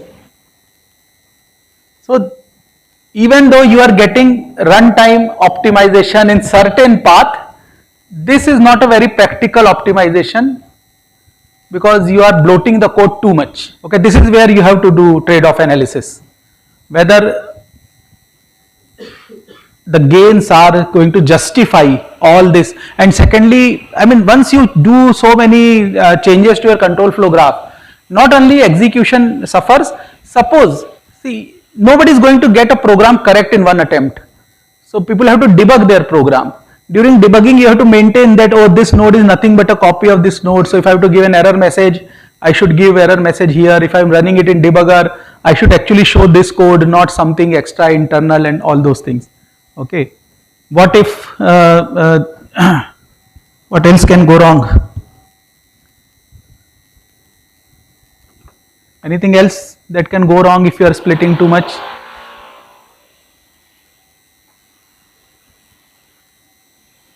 It might hinder with other optimizations. It might hinder with your, because see, when you are splitting, while in graph I am showing it just like edges and all, you actually have to insert some jump statements. You are introducing jump statement, you are using a lot more code. So you might even mess up with the pipeline if the architecture is pipelined architecture. You might end up messing up with your vector architecture, vector code, if you are having a vector architecture. So you also have to worry about the target architecture. Is it amenable to this kind of splitting and all? Okay. So when we describe an optimization, we generally think about an ideal machine which can do all kind of things. But practically when you do an optimization, you have to worry about target architecture also. So as I said last day also, many of these constant propagation seem such a genuine or very benign optimization, but you have to worry about whether your compiler, the machine on which your compiler is running and the machine for which you are generating the code. In other words, if you are doing cross compilation, then you have to worry about the size of integer on both the machines. If there is a mismatch, you have to be careful. You have to worry about endianness of your architectures. Okay, so a lot of things you have to worry about. But generally, because in day-to-day affairs, you will be running compiler on same machine on which you are generating code for. So these things we don't take into account. Okay. So in our assignment, I have this example for partial redundancy elimination, PRE based, SSA based PRE. So we do want to try this because right now I don't have any more theory. I want to do hands-on or any doubt clearing sessions.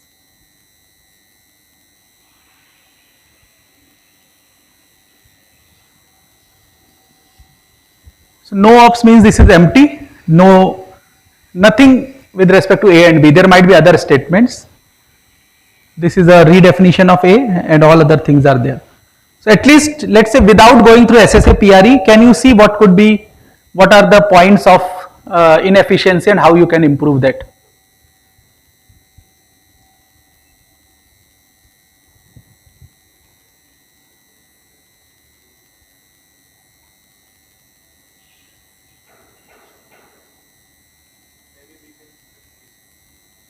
We split B6.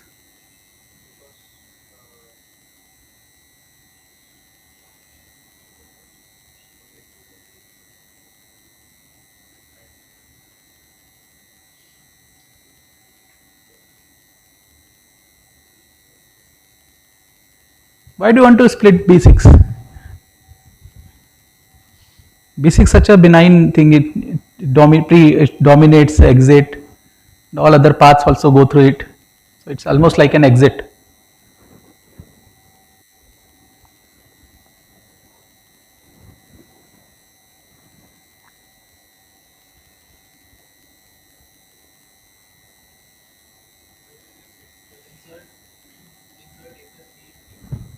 in B4, okay, eliminate B6.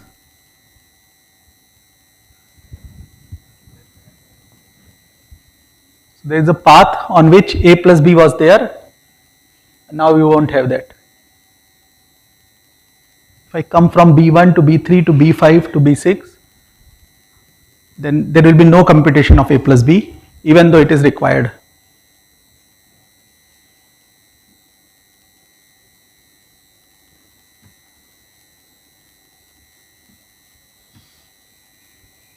So when you say eliminate, you mean y is assigned t0. So t0 x, you will say t0 equal to A plus B, x equal to t0, t0 equal to A plus B, and y equal to t0. Sir, we can move B6 to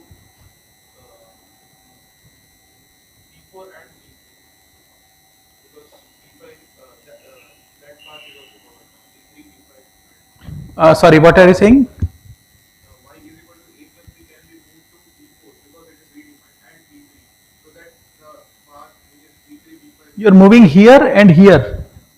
So you are introducing A plus B here and introducing. See, don't move y. Y let it remain here. T0 equal to A plus B, and T0 equal to A plus B here, and then y equal to T0. Okay. So let's see. Are you introducing any extra?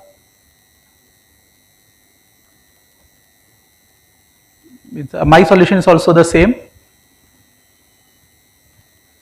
So on every path, you are able to get y equal to A plus B, and there will not be two occurrences of y equal to A plus B without an intervening redefinition. So here and here, and remove from here, I mean reuse here. So everybody look at it. So the solution suggested is in B4, at the end introduce T0 equal to A plus B. In B3 introduce T0 equal to A plus B, and in B6 change y to y assigned T0. You can write it on in a piece of paper on your copies and try to see that what you are doing is correct.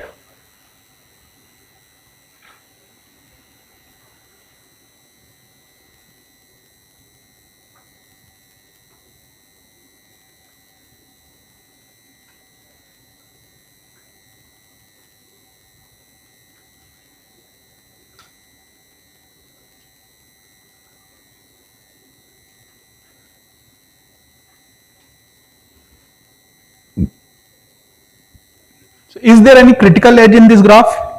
yes, Which one? B2 to B5 is a critical edge. Okay, so if you have to do SSA based PRE, first thing you have to do is remove it. I mean delete, split that edge.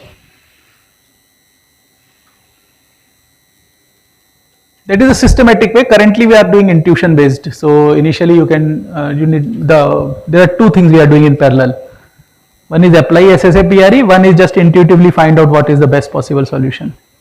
Okay.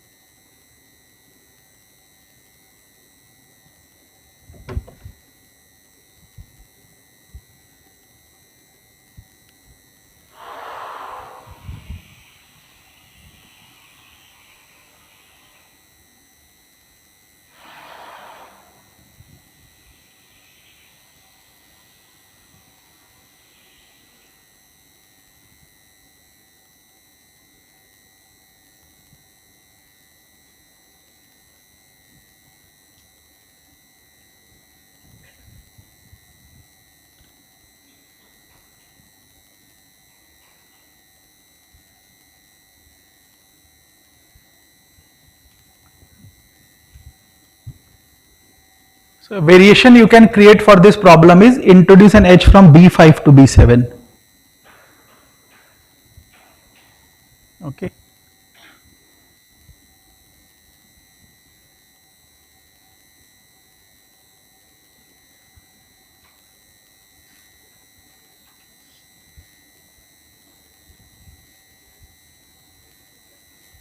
So that will be second problem. So just add another edge B5 to B7. So first let's solve this one. So you start systematically. So now I am not going to talk much. I will wait for you guys to talk, ask questions.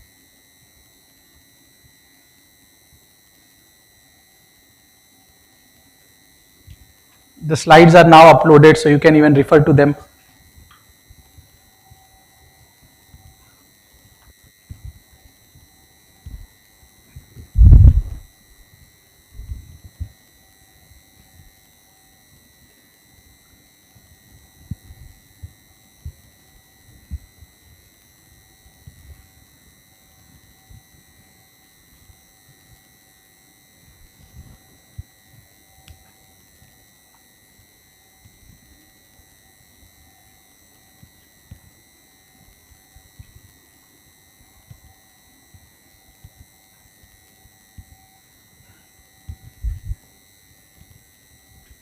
So what changes if I introduce this edge B6, B5 to B7?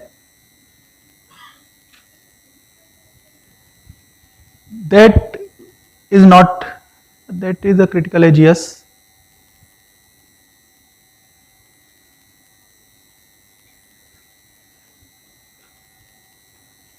But otherwise what changes? See, the current idea of introducing A plus B here will no longer work, because now you have a path along which there is no computation of A plus B. Okay, right now this was saving you, but now if you have a bypass, then if you introduce A plus B here, you are introducing extra computation of this path. So you have to now think about, in this case critical edges will become important.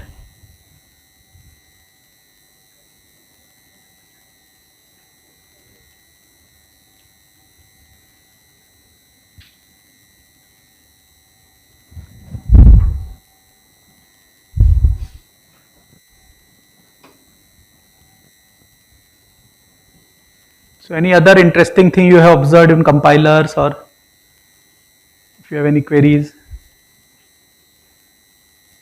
And parallelly you should keep solving this question.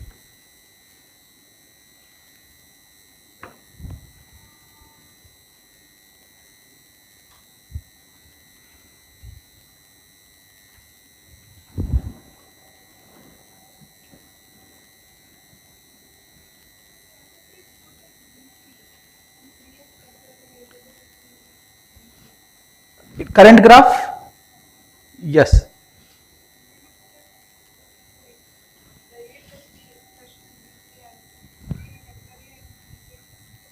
Yes, you can say T0 equal to A plus B here, T0 equal to A plus B here, and X equal to T0, and here you can say Y equal to T0. Actually no, sorry, this one you have to introduce here also. This is not needed. This is also needed, sorry. T0 equal to A plus B, T0 equal to A plus B, T0 equal to A plus B.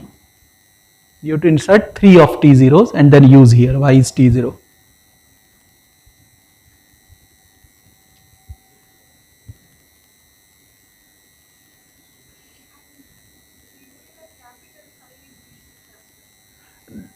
No, so that is for actual how to arrive at that. That's a separate issue. Right now I am just saying final result. Yes, yes, of course. No, what you are now going is back to step by step thing. Okay, to do the steps you have to introduce phi form and everything. Right now I am saying no matter how you do it, tell me where final expression should appear without worrying about the method. It could be SSA PRI, it could be that other paper I talked about, it could be something you come up with. I don't care how you came up with the result, what will be the result, but once we have some idea about where things have to be inserted, now you go through the actual step by step thing. You convert this graph into SSA graph, you split critical edges, you do X, you do Y, you do Z, all those steps that we have seen. Okay. So one is I don't care how you got the solution, just tell me what is the final solution. That was a mental exercise.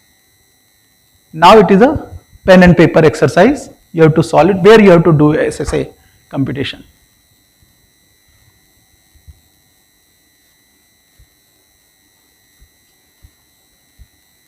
Clear or no?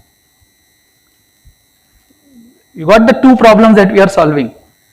One is more of a just to figure out what will be the final solution, how it looks like, without worrying about how to get that solution. Okay. The second part is yes, you have to go through step by step.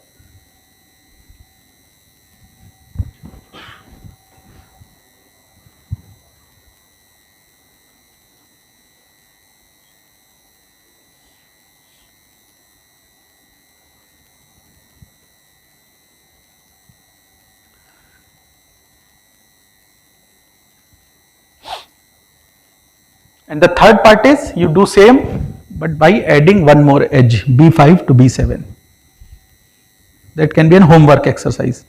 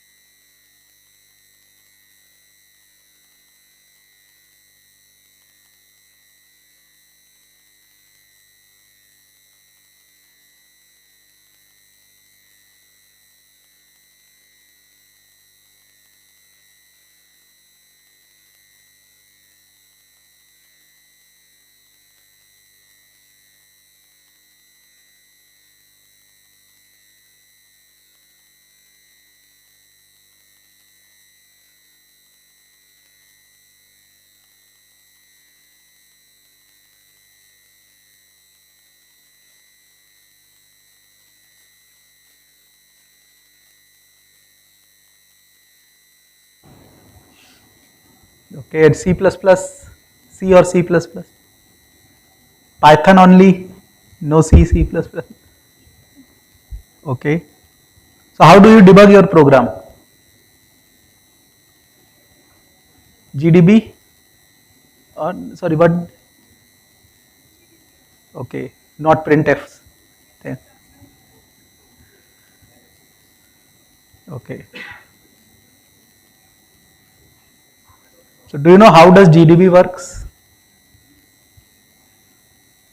Okay. So how do you start debugging? Means let's say you have to debug. Do you pass any flag or something? No, but you compile your executable. Is there any difference between when you compile for non-debug running versus debugged running? -G flag. So what does -G do? I mean intuition. Let's talk about it because I think this anyway you will be doing.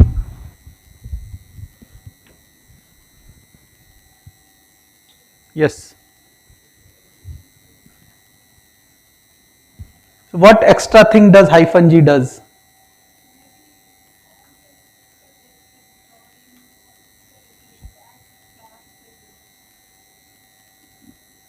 Okay. Okay. So you are saying when you are compiling, it adds breakpoints.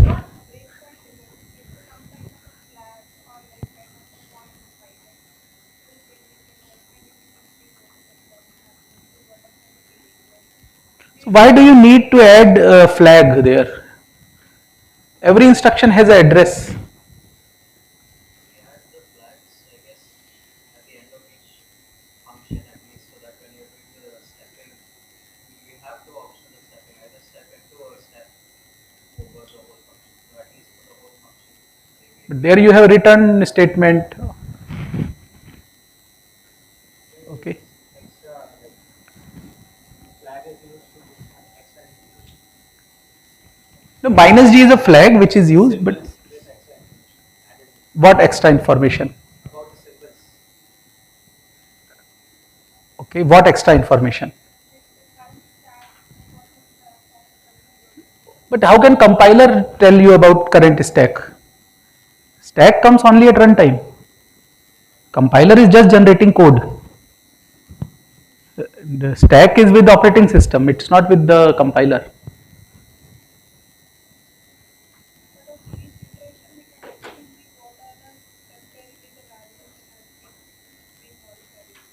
But that is all in the memory, so compiler does not have any control.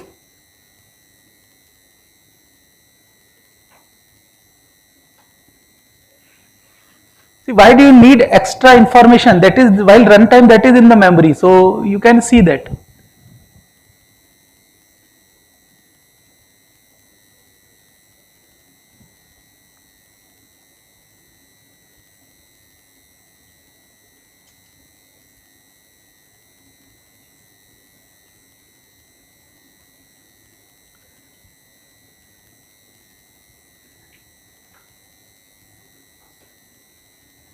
So as a user, what do you use during debugging? What is the information that you require? You are debugging a program, generally what do you look at? So when you are debugging, what do you do?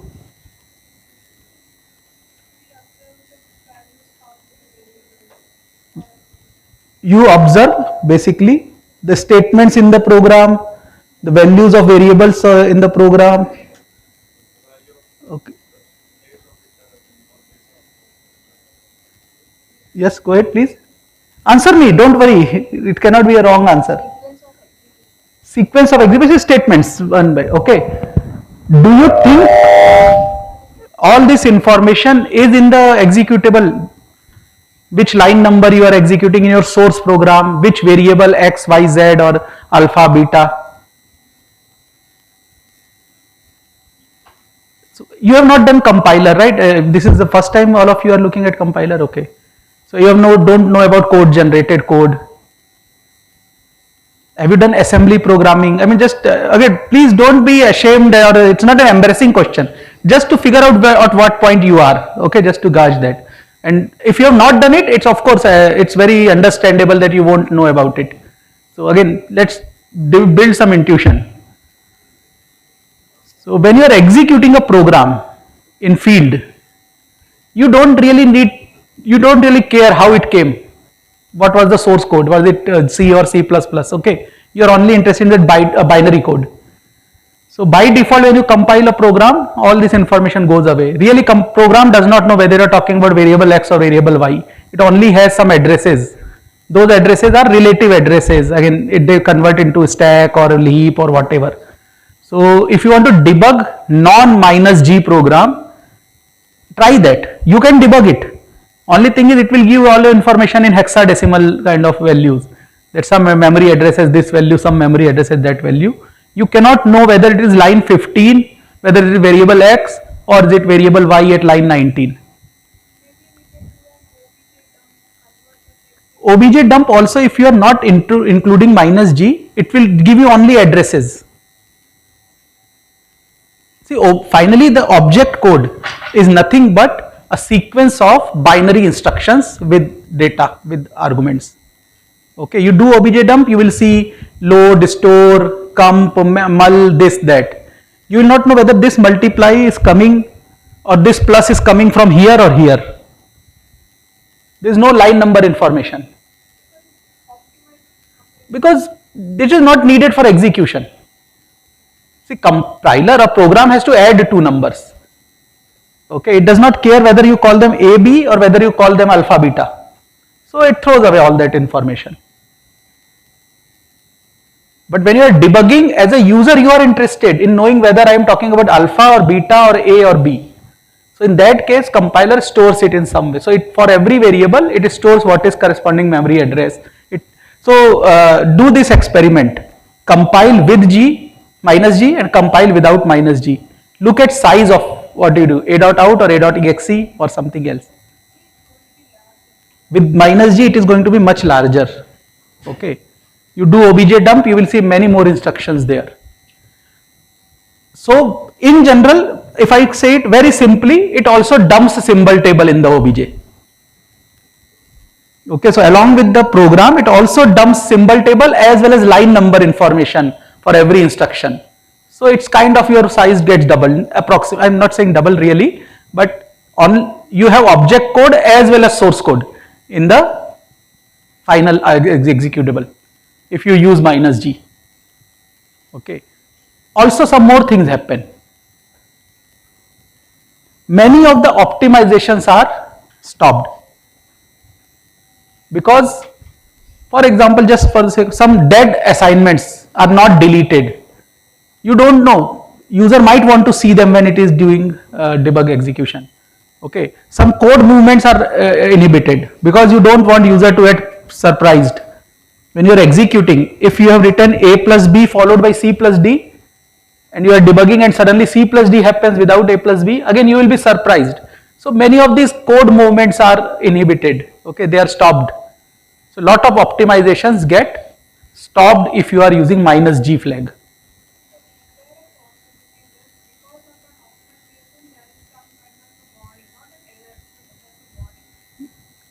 Many, so if you want to, especially this warning related to undefined variables, you can get if you enable certain optimizations. Because only if your compiler is doing reaching definition analysis, it can figure out undefined variables. If it is not doing that analysis, it cannot figure out undefined variables. Yes. Yes.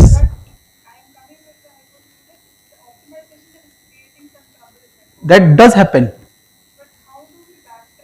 So that is one challenge with debugging. Okay, when you are debugging a program and when you are optimally executing a program, really the two behaviors are not same. Okay, ideally they should be the same, but practically they are not same in all cases. There are many cases it will be same.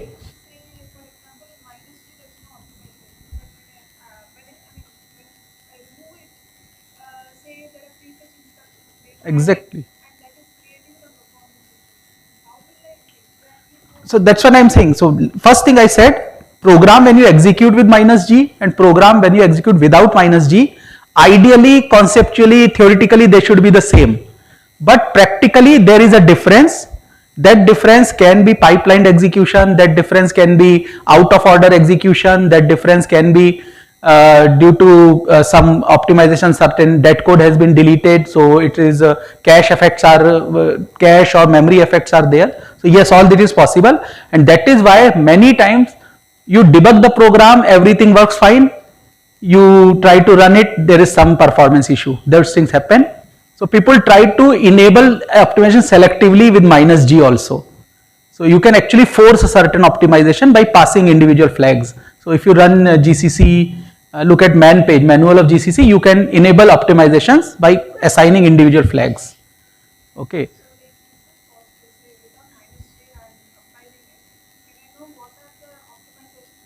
Yes, I mean that you have to look at the man page. Man page clearly tells what optimizations are enabled at O0 level, O1 level, O2 level, O3 level, all this is there. And it's fixed, it's not like random, it's not like dynamic. Almost in GCC kind of order also doesn't change in a specific version of a compiler. Okay, if a compiler changes, then it will of course change. I mean, these compilers are not non-deterministic, they are deterministic. Only thing is you don't know what is the order. So if you run it twice with same set of flags, you should get the same results. But if you change flags, it might happen with minus G order is different, with minus O1 order is different, with minus O2 order is different. That is a possibility. And that's why I'm saying, ideally we want the behavior to be identical, okay, just that optimized version should run fast, but as you can see, this itself, the requirement itself is contradictory. You want things to be same, but one thing should run fast, one thing should run slow. That's kind of not possible. So there is some difference. And that is why if you do minus G with minus O1, minus G with minus O2, again you start seeing variation in the behavior. Anytime you enable anything, some change will be there. It might be a benign change which doesn't affect, but many times yes, it does happen, and that's what it's very difficult to debug in case your change is because of change in the minus G or minus O flag.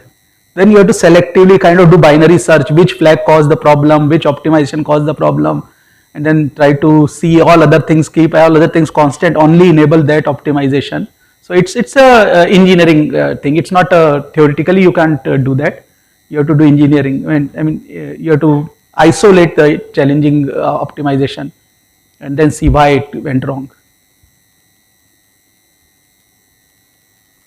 Okay, so yes, in fact, I have seen a case where enabling an optimization, compiler itself went into infinite loop because program was incorrect. It was not a correct program. So the program was something like int x equal to x plus 1. So I was declaring a variable at the same time using it.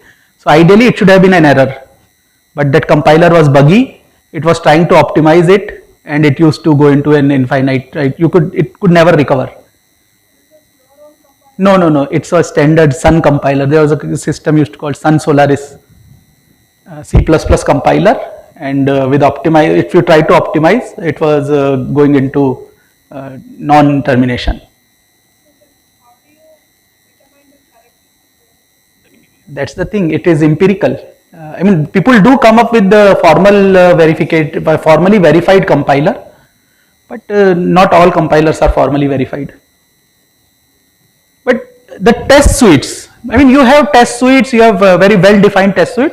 So such cases are very, very rare. It should not happen. I mean, many times for every error we start blaming compiler. Sometimes there are behaviors which are well documented. Okay. Still we feel that compiler is doing wrong, especially with uninitialized variable. Uninitialized variable, you run with minus G, you get a different answer, same program. You run it with optimization, you will get a different answer. Okay, that's one thing. Similarly, if a function returns, is expected to return a value, but you forget. Okay, so again it will behave differently between debug version and non-debug version.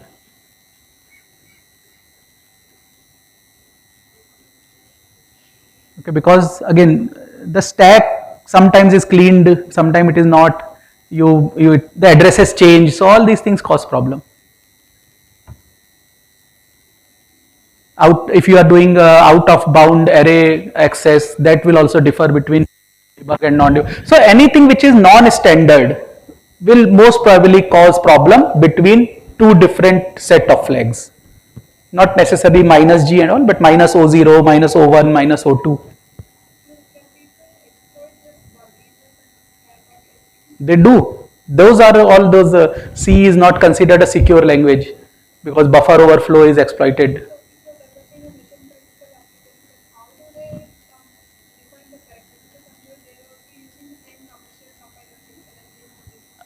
No, so there again, yeah, depends on how critical your application is. There are two methods. One is you prove your compiler is correct. It won't handle any, it won't allow any of this bad behavior, or you restrict your language. So there is a version of C called MISRA C, MISRA. It's not Mishra surname. It's motor industry, some standard RA, some stands. So they use only a subset of C. They have removed most of these error causing components, array accesses without check and all. Okay.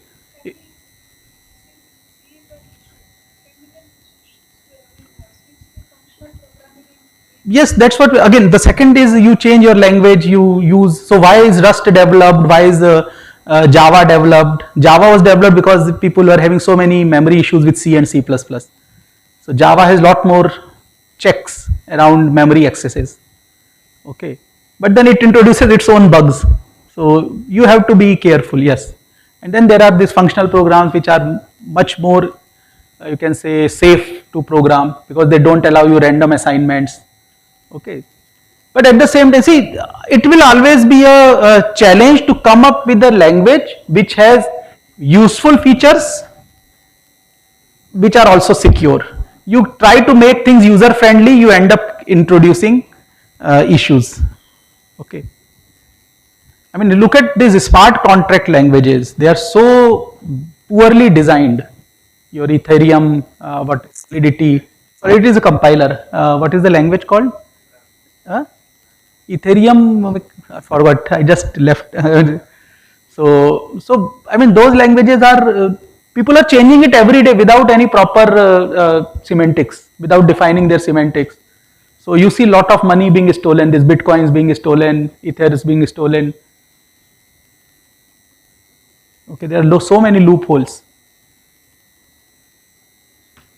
On the other extreme, there are languages like Rust which define a very strict memory model, or other things.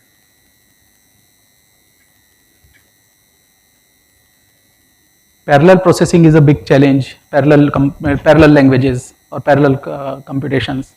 Because once again, all these, there are so many models of memory when you are executing concurrent programs. Okay, some of them are totally counterintuitive. It becomes very challenging to prove your program correct.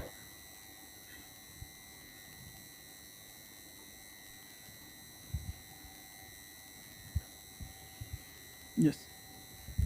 Anything else?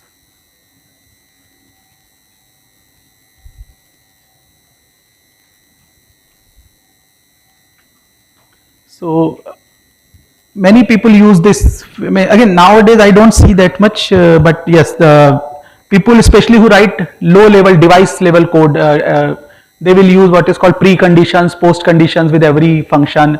They will test it in internal versions.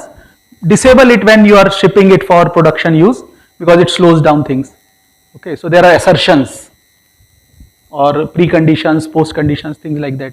You check them when you are running internally so that you at least quite a few of those errors can get caught. Suppose you are writing a function for computing a square root. Okay, you don't expect a negative number as input. So what will you do? So one way is inside the function you check if x is less than 0, generate an error. Other way is you say, okay, this function is supposed to work on positive numbers only. You highlight that in comments, in documentation, everywhere, and now depend on user to send you non-negative numbers. Okay, but the challenge is users never read manuals, users never read all this documentation, so they might end up sending negative numbers, in which case your code will crash. So how do you solve this problem? So you do lot of testing, you put all these preconditions. Okay. So when you are testing it within controlled environment, you catch all such issues. But again, competition is there, your friend does not or your competitor does not do all this checking. So his code will always be faster, and some company which says, oh, I am always going to give you good inputs, so why should I worry about you testing it? So then he will take your competitor's code because that is fast. So that's why generally big companies for internal use, they will use all these formal guarantees, but when they ship the product, they will disable all these, so that the productized version is fast, but internal testing version is slow but secure. Okay, and it can catch all the bugs. Sometimes you also kind of give the other person, so if you get an error, let us run our internal version, figure out why the problem is. So many times companies do that as well.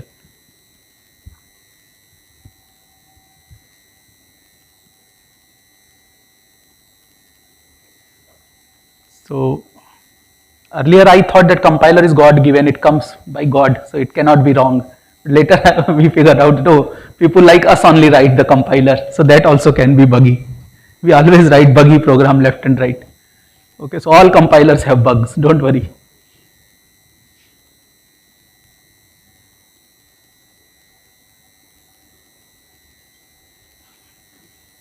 Okay. Anything else? Any interesting thing you have seen with compilers?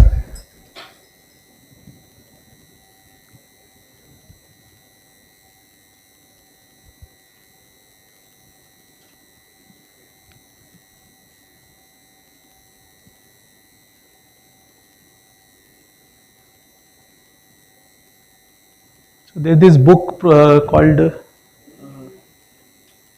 by Bentley, Pearls, Programming Pearls. I forgot the name. Yeah, this is.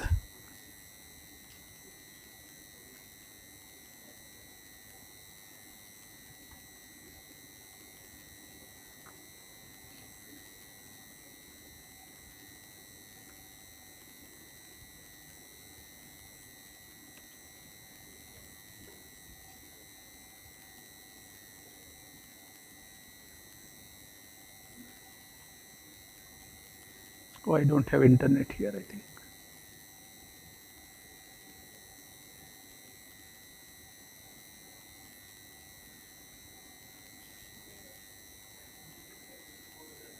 So if you are interested in writing good programming, you should read a book by Kernighan, The Practice of Programming, then Programming Pearls by John L. Bentley.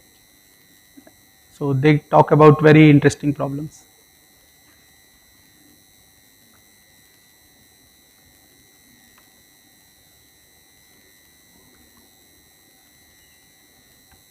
Not P-E-R-L, Pearls.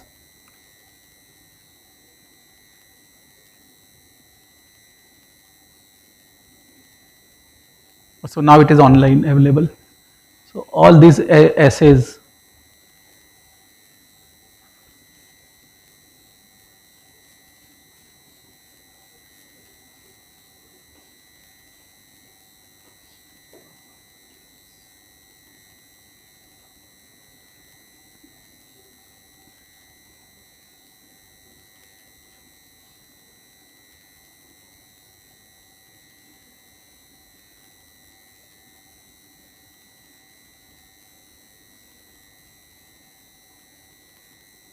And the other one I said is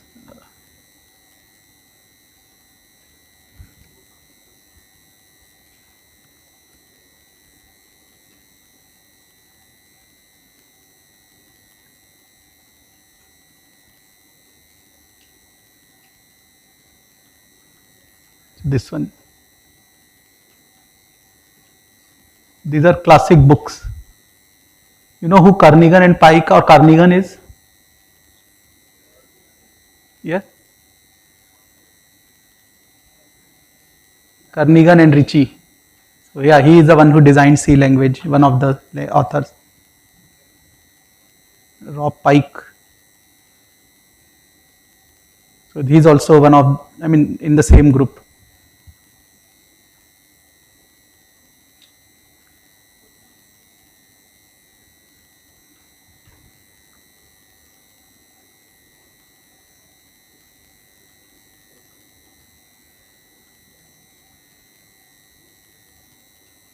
So he is wrote first Windows system for Unix. So they are all old programmers who developed everything.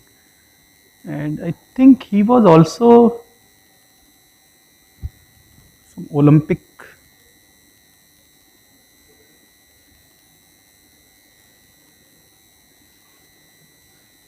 Yeah, not this one, maybe different. Okay. So if you are interested in good programming practices, please read those two books. Okay. Not this.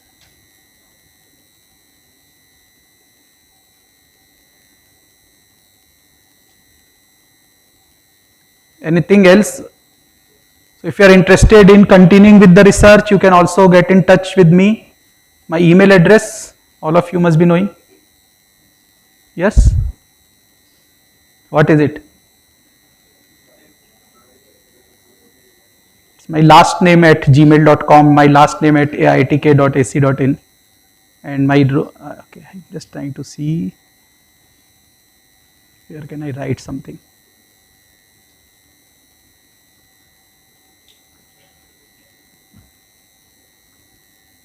So if you are interested in continuing and want to like things, you can write to me at this, or you can send WhatsApp messages at my mobile number.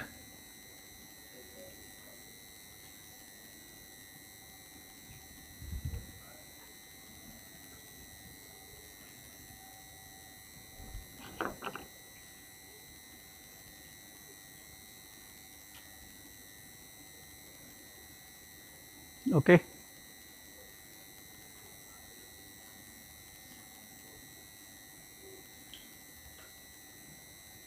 So last 10 minutes or 5 minutes, because we spent 10 minutes extra in the first session. Any questions, anything? Do solve the assignments, send it to me, I will check it. Okay. Practice it. How many of you think you will go for higher studies in this kind of domain, compilers? Did you get any interest in 4 days?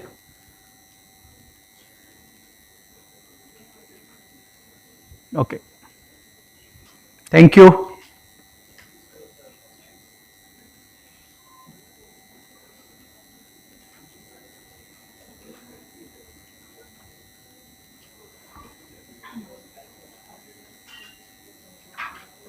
You are coming to me.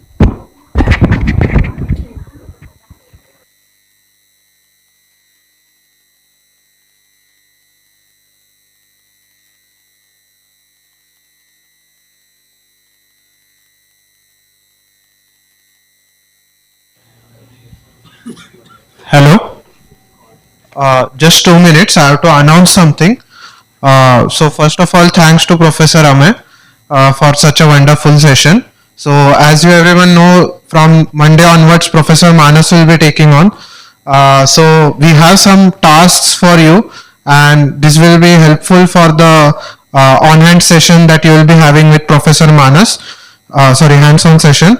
So you have to install Docker on your machine and VS Code also.